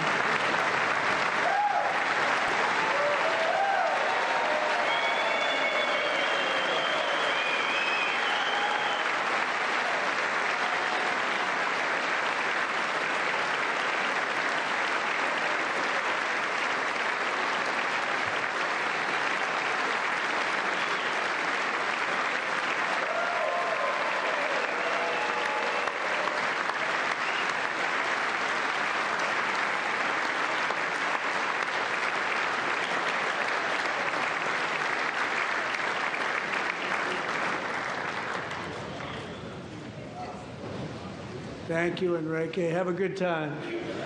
Nice to have you back, Enrique. There were many heroes on that January raid to capture Maduro, really great heroes. It was very dangerous. They knew we were coming. They were all set. But the deeds of one warrior that night will live forever in the eternal chronicles of military valor. Chief Warrant Officer 5, Eric Slover, planned the mission and was the flight lead in the cockpit of the first helicopter, a big, beautiful, powerful helicopter. It was a massive Chinook carrying, as you can imagine, many, many American warfighters. Wearing the dog tags, his wife Amy had blessed with holy water before he left. She knew it was going to be a rough one. Eric steered the Chinook under the cover of night and descended swiftly upon Maduro's heavily protected military fortress. This was a major military installation, protected by thousands of soldiers and guarded by Russian and Chinese military technology. How did that work out? Not too good. While preparing to land, enemy machine guns fired from every angle, and Eric was hit very badly in the leg and hip, one bullet after another. He absorbed 4 agonizing shots, shredding his leg into numerous pieces. And yet, despite the fact that the use of his legs was vital to successful helicopter flight, legs are the most important part of flying a helicopter, to deliver the many commandos who would capture and detain Maduro was the only thing Eric was thinking about. Then, even as he was gushing blood, which was flowing back down the aisle, helicopter lands at a steep angle. The machine gun stood right in front of him. They were right in front of him, 2 machine gunners who escaped the wrath of the previous planes. Eric maneuvered his helicopter with all of those lives and souls to face the enemy and let his gunners eliminate the threat. Turned the helicopter around so the gunners could take care of business, saving the lives of his fellow warriors from what could have been a catastrophic crash deep in enemy territory. Only after safely landing the helicopter with all the warriors aboard in the exact right spot, which was vital to the mission. We probably would have had to maybe cancel the mission if that didn't happen. Eric told his co-pilot, also wounded, but not as gravely, to take over. I'm about ready to pass out. The success of the entire mission and the lives of his fellow warriors hinge on Eric's ability to take this searing pain. It was unbelievable what's happened to his legs, of the bullets, and keep on flying and landing, and people knew what was happening. Everybody in the back of the helicopter knew because they saw the blood pouring down the aisle. Chief Warrant Officer Slover is still recovering from his serious wounds, but I'm thrilled to say that he is here tonight with his wife, Amy. Eric and Amy, come on in.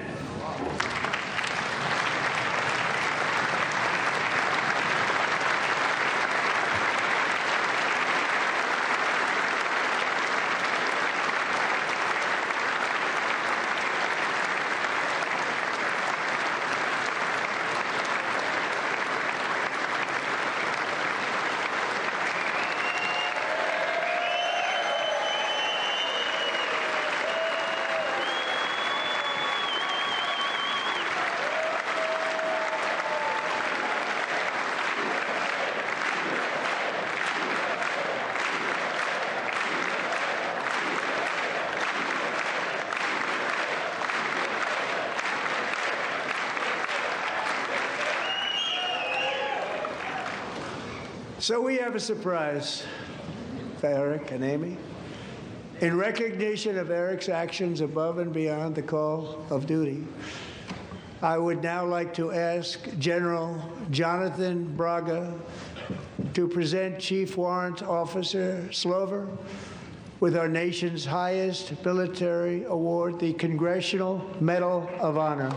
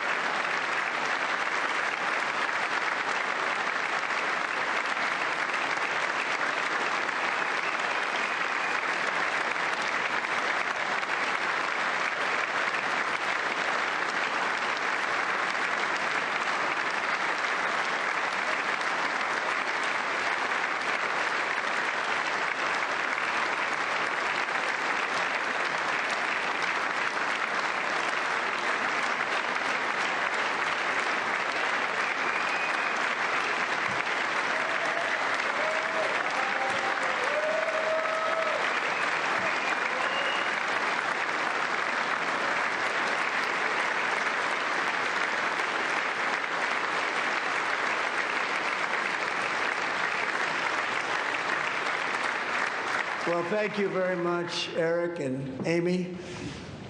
Great to get to know you. I met with them and with a lot of their fellow warriors at Fort Bragg recently. You notice the name Fort Bragg, we have it back, we brought it back. We won the First World War with it, the Second World War with it, and then they decided to change the name. So we changed it back. Everybody wanted to change back too. And 10 of Eric's fellow warriors from that incredible night of victory will also be receiving medals at a private ceremony that will soon be held at the White House. And Eric will be there. Thank you.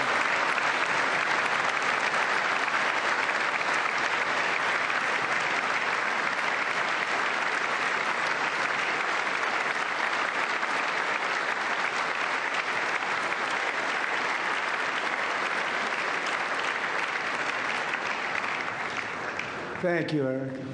That's a big one. Tonight we've celebrated many truly extraordinary American patriots, but there is one last living legend to honor before we go. He is one more heroic American aviator, Navy fighter pilot. Royce Williams served in World War II, Korea, Vietnam, flying more than 220 missions. In the skies over Korea in 1952, Royce was in the dogfight of a lifetime, legendary dogfight. Flying through blizzard conditions, his squadron was ambushed by 7 Soviet fighter planes. It was his first aerial combat of the war, and despite being massively outnumbered and outgunned, Royce led the takedown of 4 enemy jets and almost destroyed the others, vanquishing his adversaries while taking 263 bullets to his own plane and being seriously hurt. His story was secret for over 50 years. He didn't even want to tell his wife, but the legend grew and grew. But tonight, at 100 years old, this brave Navy captain is finally getting the recognition he deserves. He was a legend long before this evening. Royce, please stand up, and I will ask the First Lady of the United States to present Captain Royce Williams with his Congressional Medal of Honor.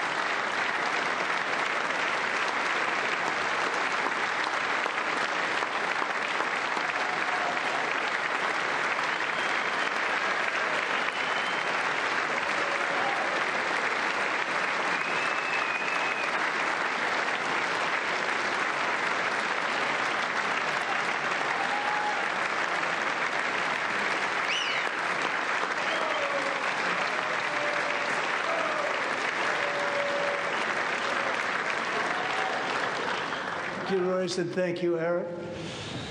I've always wanted the Congressional Medal of Honor, but I was informed I'm not allowed to give it to myself, and I wouldn't know why I'd be taking it, but if they ever open up that law, I will be there with you someday. But you know, that's our highest honor, Congressional Medal of Honor, and that's a big thing, and it's an honor to be in the same room with you. Thank you both very much, Eric. Thank you.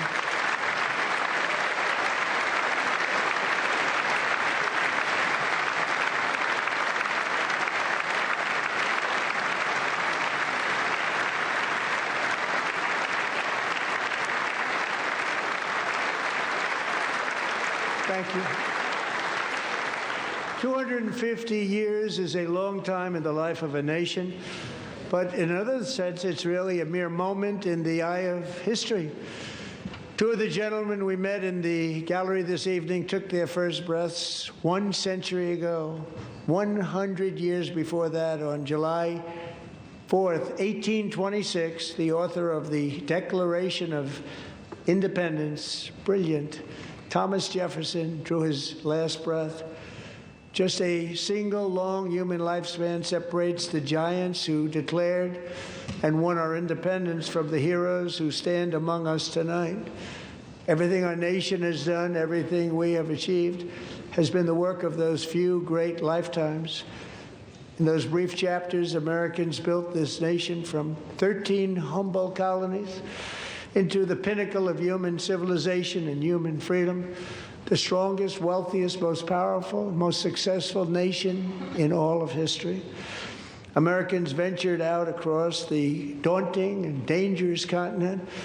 We carved paths through an unforgiving wilderness, settled a boundless frontier, and tamed the beautiful but very, very dangerous Wild West.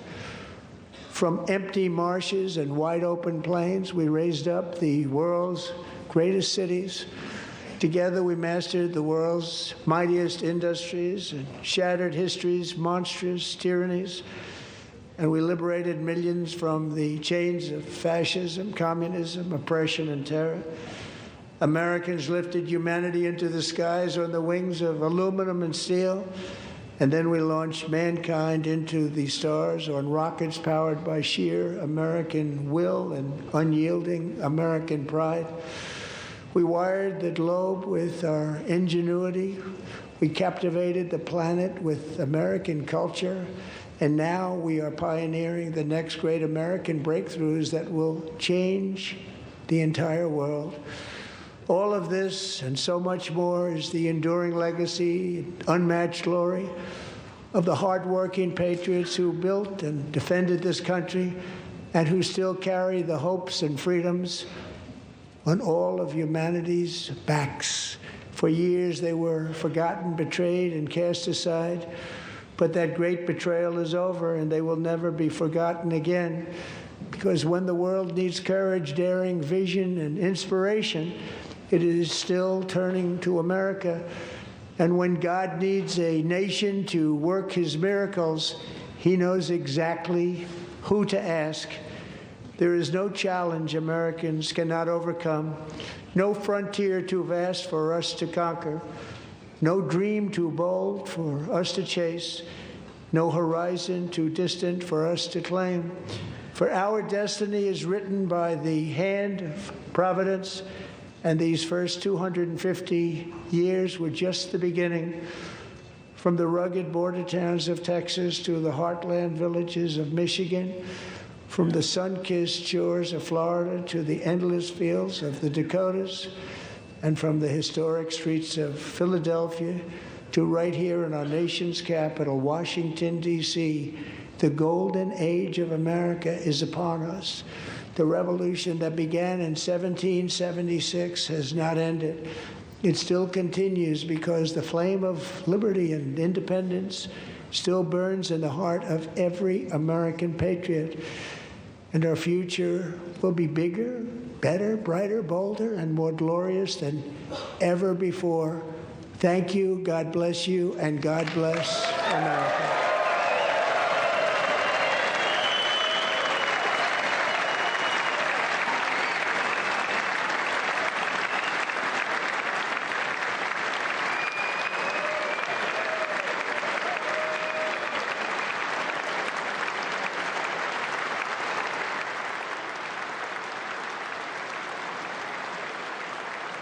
You've been listening to President Donald Trump's State of the Union address live on Bloomberg TV and radio. I'm Kailey Leinz alongside Joe Mathieu. The president just concluding his speech, which lasted just under 2 hours, setting a new record for a State of the Union address at about 1 hour and 47 minutes. President Trump now leaving the rostrum. He will make his way back up the aisle. Probably Joe Mathieu shaking hands as he goes, having concluded this speech, which took us from domestic affairs to geopolitics. And of course, as the president concluded his speech, through 250 years of American history.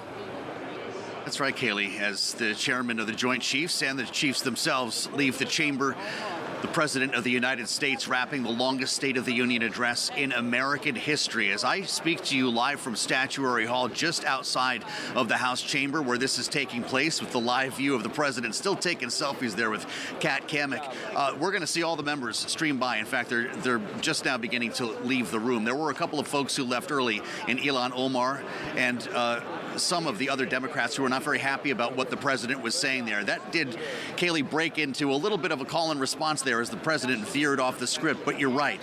He began with the issue that we've been talking about every day here on Bloomberg TV and radio for weeks and months, and that's affordability.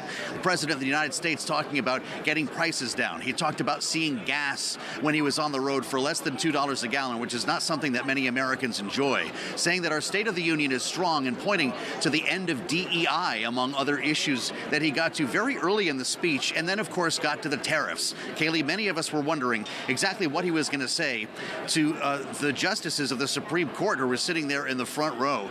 And he kept his remarks fairly temperate. He talked about the unfortunate decision. He didn't call anyone out by name. He spent more time calling out Democrats tonight, Kailey, for not standing up to applaud him. Yes, and telling Democrats that they were to blame for higher prices Americans are facing, including on health care. To your point on tariffs, Joe, after calling the Supreme Court ruling unfortunate, he also said congressional action on tariffs will not be necessary, suggesting he will be taking other action at the executive level. But he did have some specific asks of Congress tonight, calling on Congress to codify his most favored nation rule when it comes to drug prices, to pass an investment ban on firms buying homes, to pass a stock trading ban for members of Congress. He also wants Congress to pass a law barring any state from granting commercial driving licenses to illegal aliens. So he did have some requests for the legislative branch, even if he largely spent the majority of this almost 2 hours, Joe, talking about things he has seen himself as achieving at the executive level. Well done. And pointing to more things that he wants to get done, to your point, calling on Congress to pass the Save America Act, Kailey. And when he got to that matter of voter ID, he called out Democrats. He said they want to cheat. They have cheated, and their policy is so bad. The only way to get elected is to cheat, and we're going to stop it, he said. This was a very tough speech on Democrats, most of whom sat on their hands for most of the night. And I'll just let everybody know that we did replay the beginning of the speech from last year. Al Green, the congressman, Democrat from Texas, was escorted from the chamber once again. He brought a sign with him, Kailey, which does not make the sergeant at arms or the speaker very happy. And as he tried to address the president firsthand, he was taken out of the room by the sergeant at arms. He went straight to Stat Hall to start doing interviews after that. Well, and the president himself is now just about out of the room. He fairly quickly walked back up the aisle at the conclusion of the speech and now will make his way from the Capitol back to the White House. And, of course, as he does that, the Democratic response will be gearing up as the Virginia Governor Abigail Spanberger is getting ready to give that any moment now. While we await, though, that response, we turn back to our panel that is here with me on set in Washington. Bloomberg's Jeff Mason alongside me, as well as Bloomberg Politics contributors Rick Davis and Jeannie Shanzano. So this was perhaps not as long as some of us anticipated or maybe feared. He covered a lot of ground, though, Rick Davis. As promised, he said he had a lot to talk about. He certainly did. How'd he do? Yeah, look, I think it was a different kind of speech than what we're used to seeing from President Trump. Normally, he paints a pretty dark picture of the country in order to say how much he has changed and made it better. He actually started off with the positive report card. And at a time when most people are tuned in, the first 30 minutes of this speech, he's going to get the highest number of eyeballs on the TV. He talked about affordability, the economy, the things that he said he has to do to be able to get this thing reset for the midterm elections. Then the next 30 minutes, he descended into that evil place, attacking Democrats viciously. But then he did something that I thought was actually new to him and a pretty good construct, and that is he built the rest of his speech around the great deeds of ordinary Americans, things that they've done to come back from adversity, challenges they met and won. And I think that will be part of what people remember in this speech, are those incredibly important and transformational stories. And he did one after the other on topics that were really key to his administration.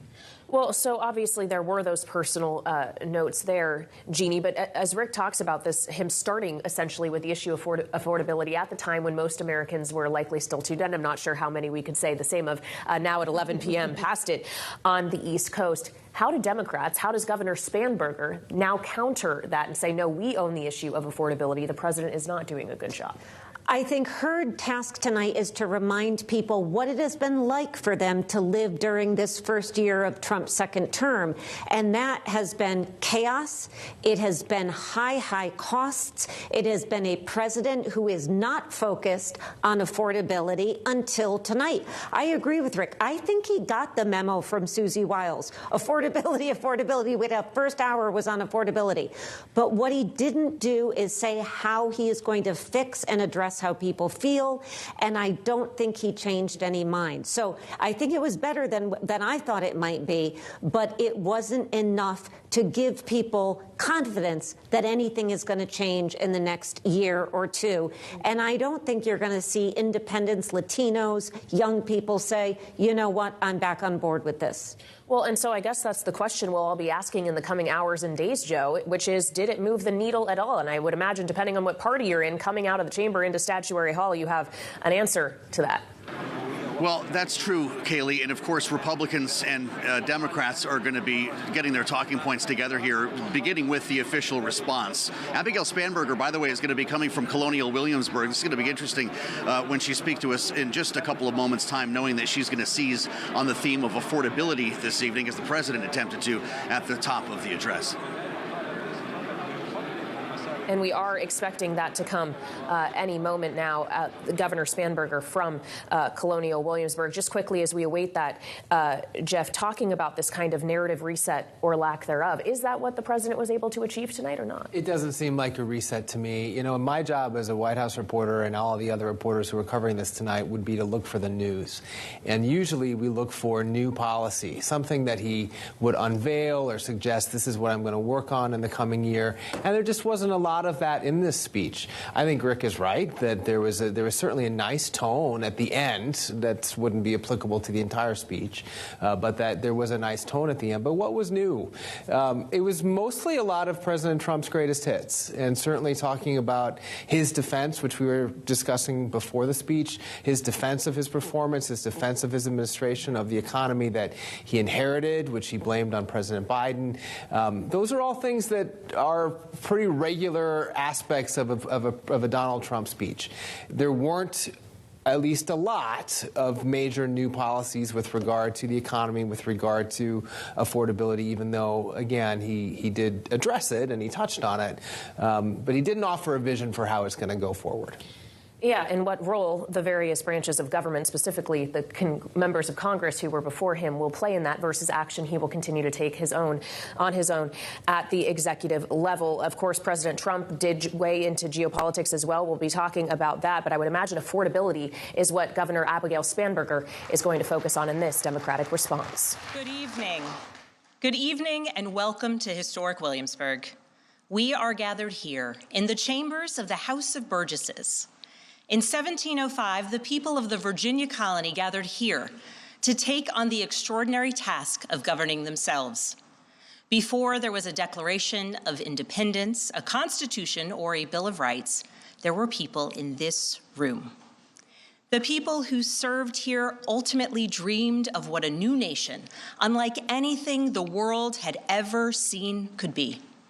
The United States was founded on the idea that ordinary people could reject the unacceptable excesses of poor leadership, band together to demand better of their government, and create a nation that would be an example for the world.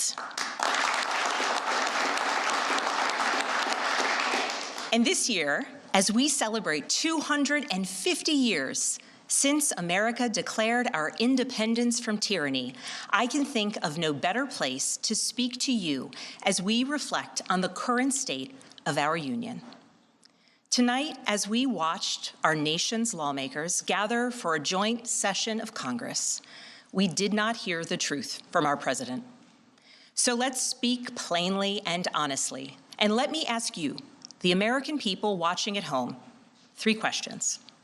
Is the president working to make life more affordable for you and your family? Is the president working to keep Americans safe both at home and abroad? Is the president working for you? As I campaigned for governor last year, I traveled to every corner of Virginia, and I heard the same pressing concern everywhere. Costs are too high in housing, healthcare, energy, and childcare. And I know these same conversations are being had all across this country. Because since this president took office last year, his reckless trade policies have forced American families to pay more than $1,700 each in tariff costs, Small businesses have suffered, farmers have suffered, some losing entire markets. Everyday Americans are paying the price. And even though the Supreme Court struck these tariffs down 4 days ago, the damage to us, the American people, has already been done. Meanwhile, the president is planning for new tariffs, another massive tax hike on you and your family. And Republicans in Congress, they remain unwilling to assert their constitutional authority to stop him. They're making your life harder. They're making your life more expensive. They're even making it more difficult to see a doctor. Rural health clinics in Virginia and across the country are already closing their doors thanks to the so-called One Big Beautiful Bill, championed by the president and Republicans in Congress. And tonight, the president celebrated this law, the one threatening rural hospitals, stripping health care from millions of Americans and driving up costs in energy and housing, all while cutting food programs for hungry kids. But here in Virginia, I am working with our state legislature to lower costs and make the Commonwealth more affordable. And it's not just me. Democrats across the country are laser focused on affordability in our nation's capital and in state capitals and communities across America. In the most innovative and exceptional nation in the history of the world, Americans deserve to know that their leaders are focused on addressing the problems that keep them up at night. Problems that dictate where you live, whether you can afford to start a business or whether you have to skip a prescription in order to buy groceries. So I'll ask again, is the president working to make life more affordable for you and your family? We all know the answer is no. I grew up in a house of service. My mother was a nurse and my father was a career law enforcement officer. I began my career by following in my father's footsteps as a federal agent working money laundering and narcotics cases. I worked side by side with local and state police to keep our community safe and to uphold and enforce the law. Law enforcement officers across the country know that it is a unique responsibility to do the serious work of investigating crimes, comforting victims, and making arrests. It's about building trust, and that requires an abiding sense of duty and commitment to community. And yet, our president has sent poorly trained federal agents into our cities, where they have arrested and detained American citizens and people who aspire to be Americans. And they have done it without a warrant. They have ripped nursing mothers away from their babies. They have sent children, a little boy in a blue bunny hat, children to far-off detention centers, and they have killed American citizens in our streets. And they have done it all with their faces masked from accountability. Every minute spent sowing fear is a minute not spent investigating murders, crimes against children, or the criminals defrauding seniors of their life savings. Our president told us tonight that we are safer because these agents arrest mothers and detain children. Think about that. Our broken immigration system is something to be fixed, not an excuse for unaccountable agents to terrorize our communities.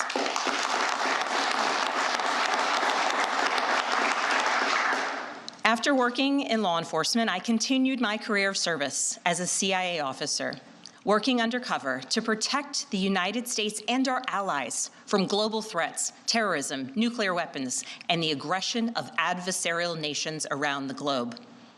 But as the president spoke of his perceived successes tonight, he continues to cede economic power and technological strength to Russia, bow down to China, bow down to a Russian dictator, and make plans for war with Iran. Here's the truth. Over the last year, through DOGE, mass firings, and the appointment of deeply unserious people to our nation's most serious positions, our president has endangered the long and storied history of the United States of America being a force for good. So I'll ask again, is the president working to keep Americans safe? both at home and abroad? We all know the answer is no. In his speech tonight, the president did what he always does. He lied, he scapegoated, and he distracted. And he offered no real solutions to our nation's pressing challenges, so many of which he is actively making worse. He tries to divide us. He tries to enrage us, to pit us against one another, neighbor against neighbor. And sometimes he succeeds. And so you have to ask, who benefits from his rhetoric, his policies, his actions, the short list of laws he's pushed through this Republican Congress? Somebody must be benefiting. He's enriching himself, his family, his friends. The scale of the corruption is unprecedented. There's the cover-up of the Epstein files, the crypto scams, cozying up to foreign princes for airplanes and billionaires for ballrooms, putting his name and face on buildings all over our nation's capital. This is not what our founders envisioned, not by a long shot.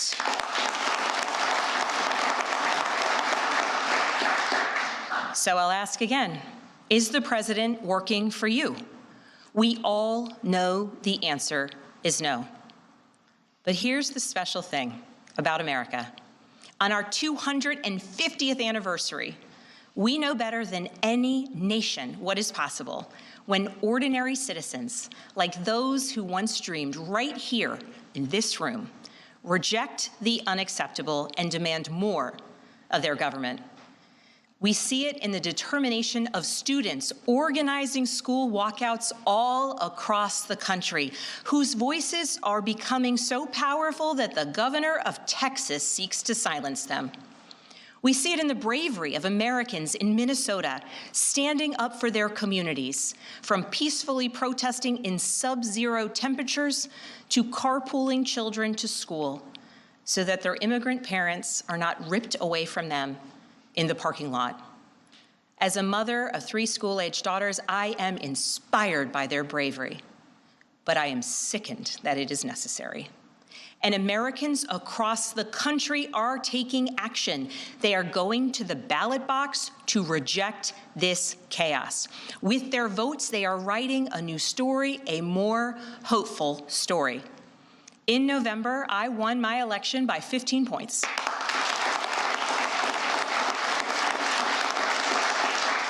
And we won 13 new seats in our state legislature. Because voters decided they wanted something different. Our campaign earned votes from Democrats, Republicans, independents, and everyone in between. Because they knew as citizens they could demand more, that they could vote for what they believe matters, and that they didn't need to be constrained by a party or political affiliation. This is happening across the country. New Jersey elected Mikey Sherrill as governor in a double-digit victory. Democrats flipped state legislative seats in places like Georgia, Iowa, Mississippi, and Texas. The list goes on and on. Ordinary Americans are stepping up to run in the spirit of our forefathers. They are running to demand more and to do more for their neighbors and communities. I know the story well. I first ran for office in 2018 alongside dozens of other Democrats who did the seemingly impossible, flipping 41 seats in Congress. In my case, I was the first Democrat elected in 50 years, swinging our district 17 points. Those who are stepping up now to run will win in November because Americans, you at home, know you can demand more and that we are working to lower costs. We are working to keep our communities and our country safe, and we are working for you.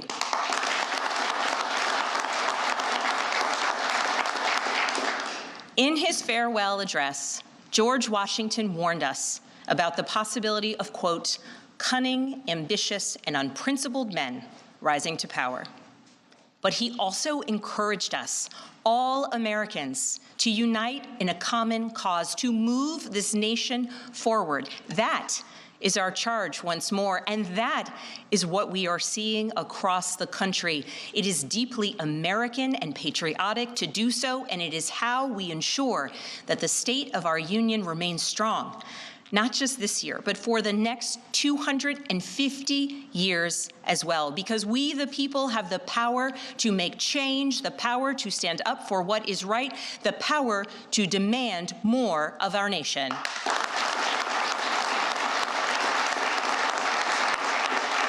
May God bless the Commonwealth of Virginia, and may God bless the United States of America.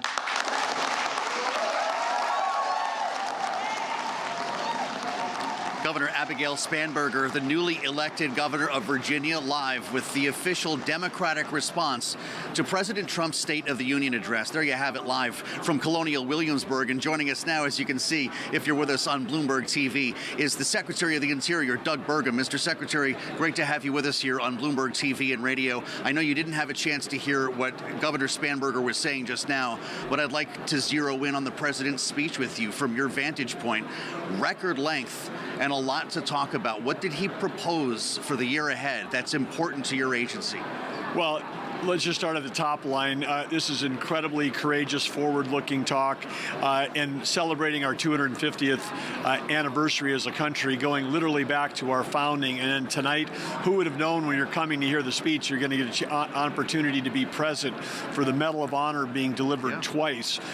One for heroics from a warrior from World War II and Korea War, who's 100 years old, and then someone who just weeks ago was courageously led the charge as one of our helicopter pilots when they were arresting Maduro. So it spanned the whole 250 years. Yeah. But again, I would just say two takeaways: peace around the world, prosperity for Americans, affordability. President Trump's policies turning this country around in the last 12 months. A lot of focus on energy, as we expected this evening, as he reminded drill baby drill, but also talked about what he would like to see, the ability of the big tech companies, the hyperscalers, having the opportunity to bring in their own power plants to put aside their data centers, essentially off the grid. Is that something that the Interior Department is in the process of unlocking? Well, absolutely.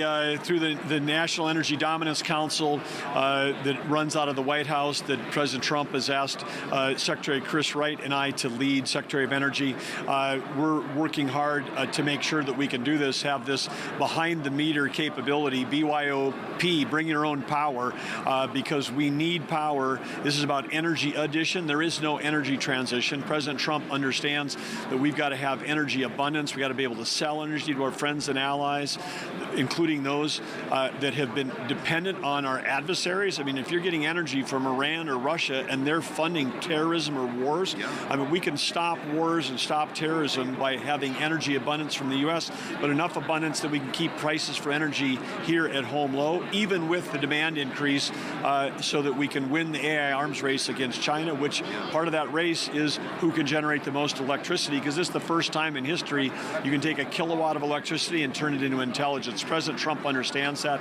His policy is going to work for both winning the AI arms race and for keeping electricity affordable for Americans. Wait, there's so much there. Do you worry about some of the concern that people have expressed about data centers, the NIMBY concerns, the worry about their electricity bills rising? Is this plan the way around that?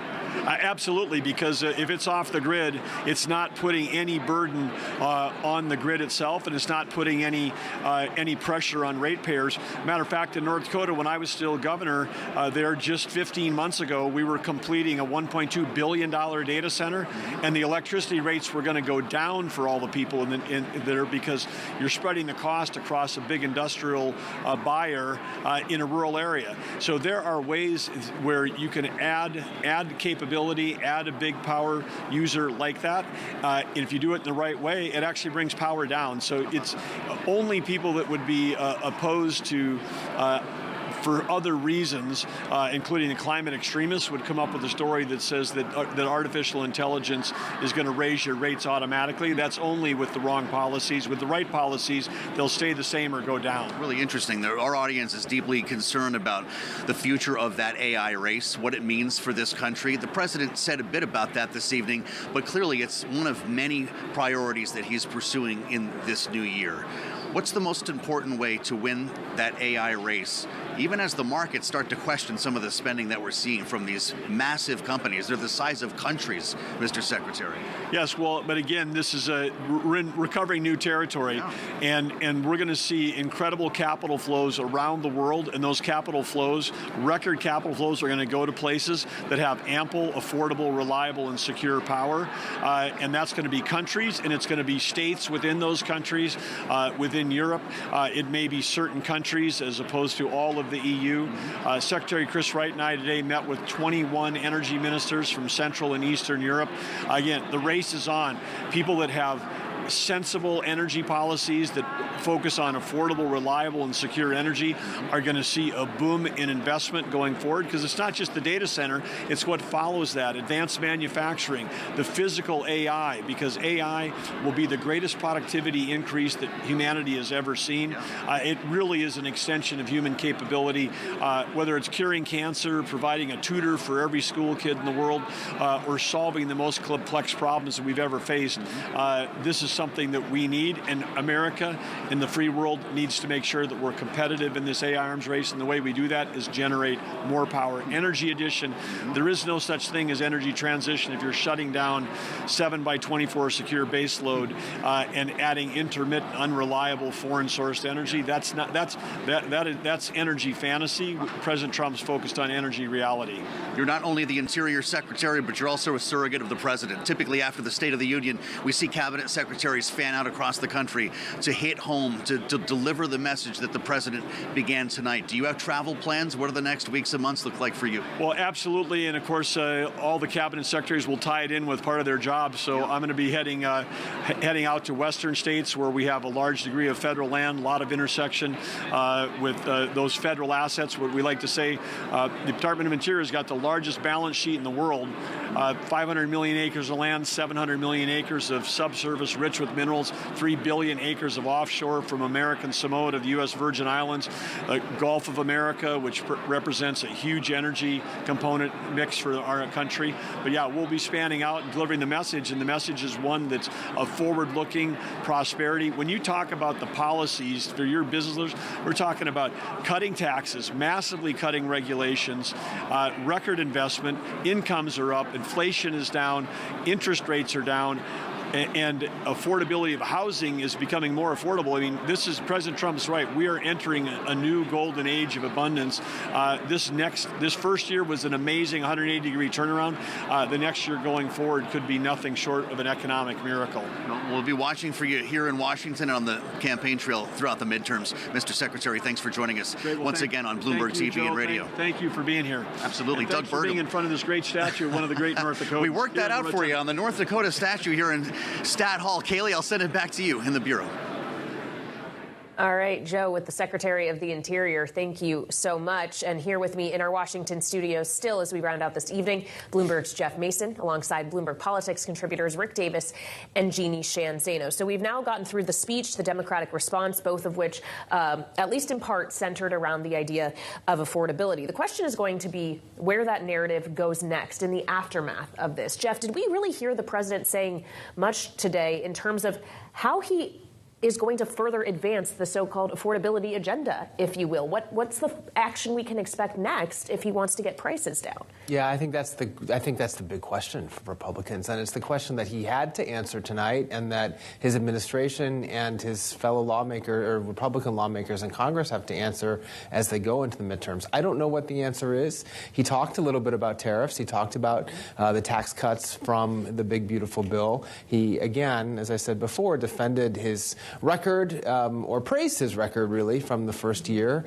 as something worth running on. But he didn't come out and say, this is part two. This is my next sort of goal for working on affordability going forward. He talked a little bit about health care, but otherwise not a whole long list of policy ideas for the next several months. Well, and health care was one of the areas, Rick, in which he was making a specific ask to Congress, codify my most favored nation rule. He also also asked them to ban investment firms from buying homes in an effort to obviously address the housing and supply issue we have in this country. But given that it is an election year, the midterms are getting closer with every day that passes, are we actually going to see legislation in that regard or any others?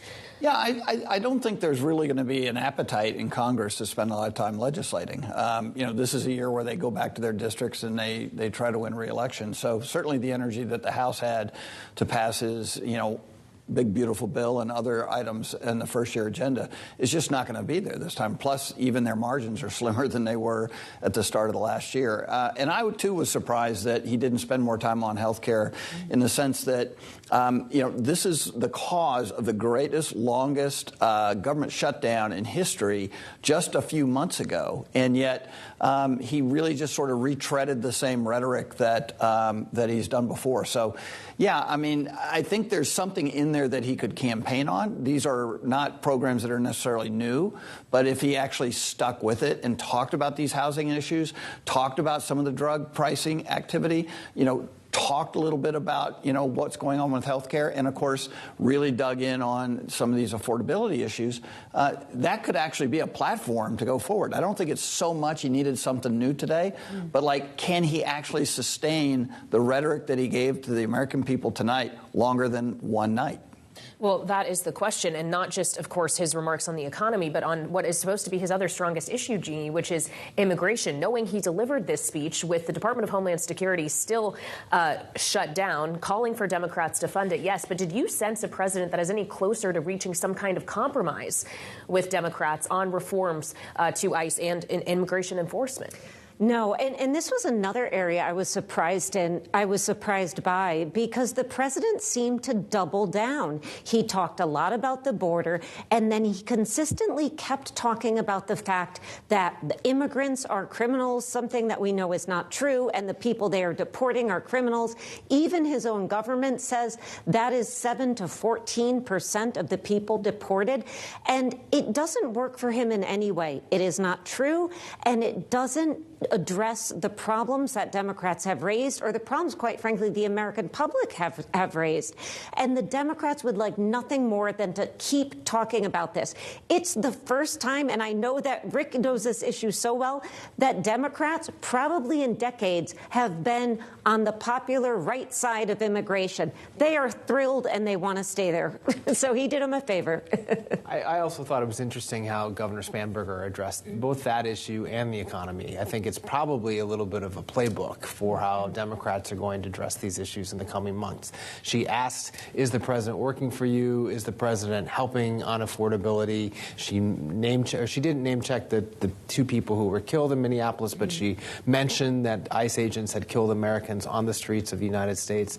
Those are pretty salient points that she made in a much shorter speech that I imagine we'll be hearing Democrats repeating in the coming months. And we just have less than a minute left, Jeff, but the president did touch on Iran this evening, saying he would prefer diplomacy, but saying he will never allow the world's #1 sponsor of terror to have a nuclear weapon. By the time this week is out, could we very well have see the president decide that diplomacy will not work? It's hard to say. I mean, this is a decision that we've been looking for and waiting for some time now. He talked about it, as he said, but he didn't really give an indication of the direction that he's going. Saying that he wants diplomacy is something that he has said before.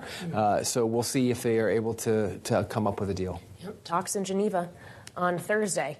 Meantime, it's almost Wednesday here in the United States. As we round out the State of the Union evening, we're approaching midnight. Bloomberg's Jeff Mason and Bloomberg Politics contributors Rick Davis and Jeannie Shanzana with us throughout the coverage this evening. We so appreciate you joining us, and we thank you for joining us on this special coverage of President Trump's State of the Union. I'm Kailey Leinz alongside Joe Mathieu, and we'll hand things over to Bloomberg's Haslinda Ahmed right now.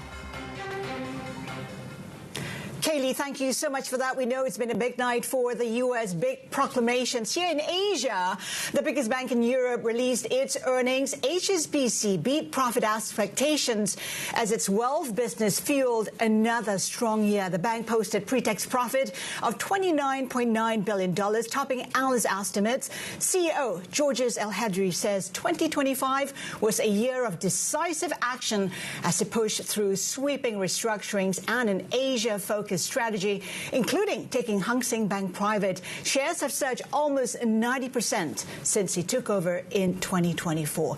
Well, joining us now is HSBC CEO himself, Georges El-Hadji. Georges, good to have you with us. I mean, a beat pretty much across the board. We have all four businesses doing well, you say. What message would you like shareholders to walk away with? Thank you very much, Linda, for having me. And indeed, we are very pleased with the 2025 results.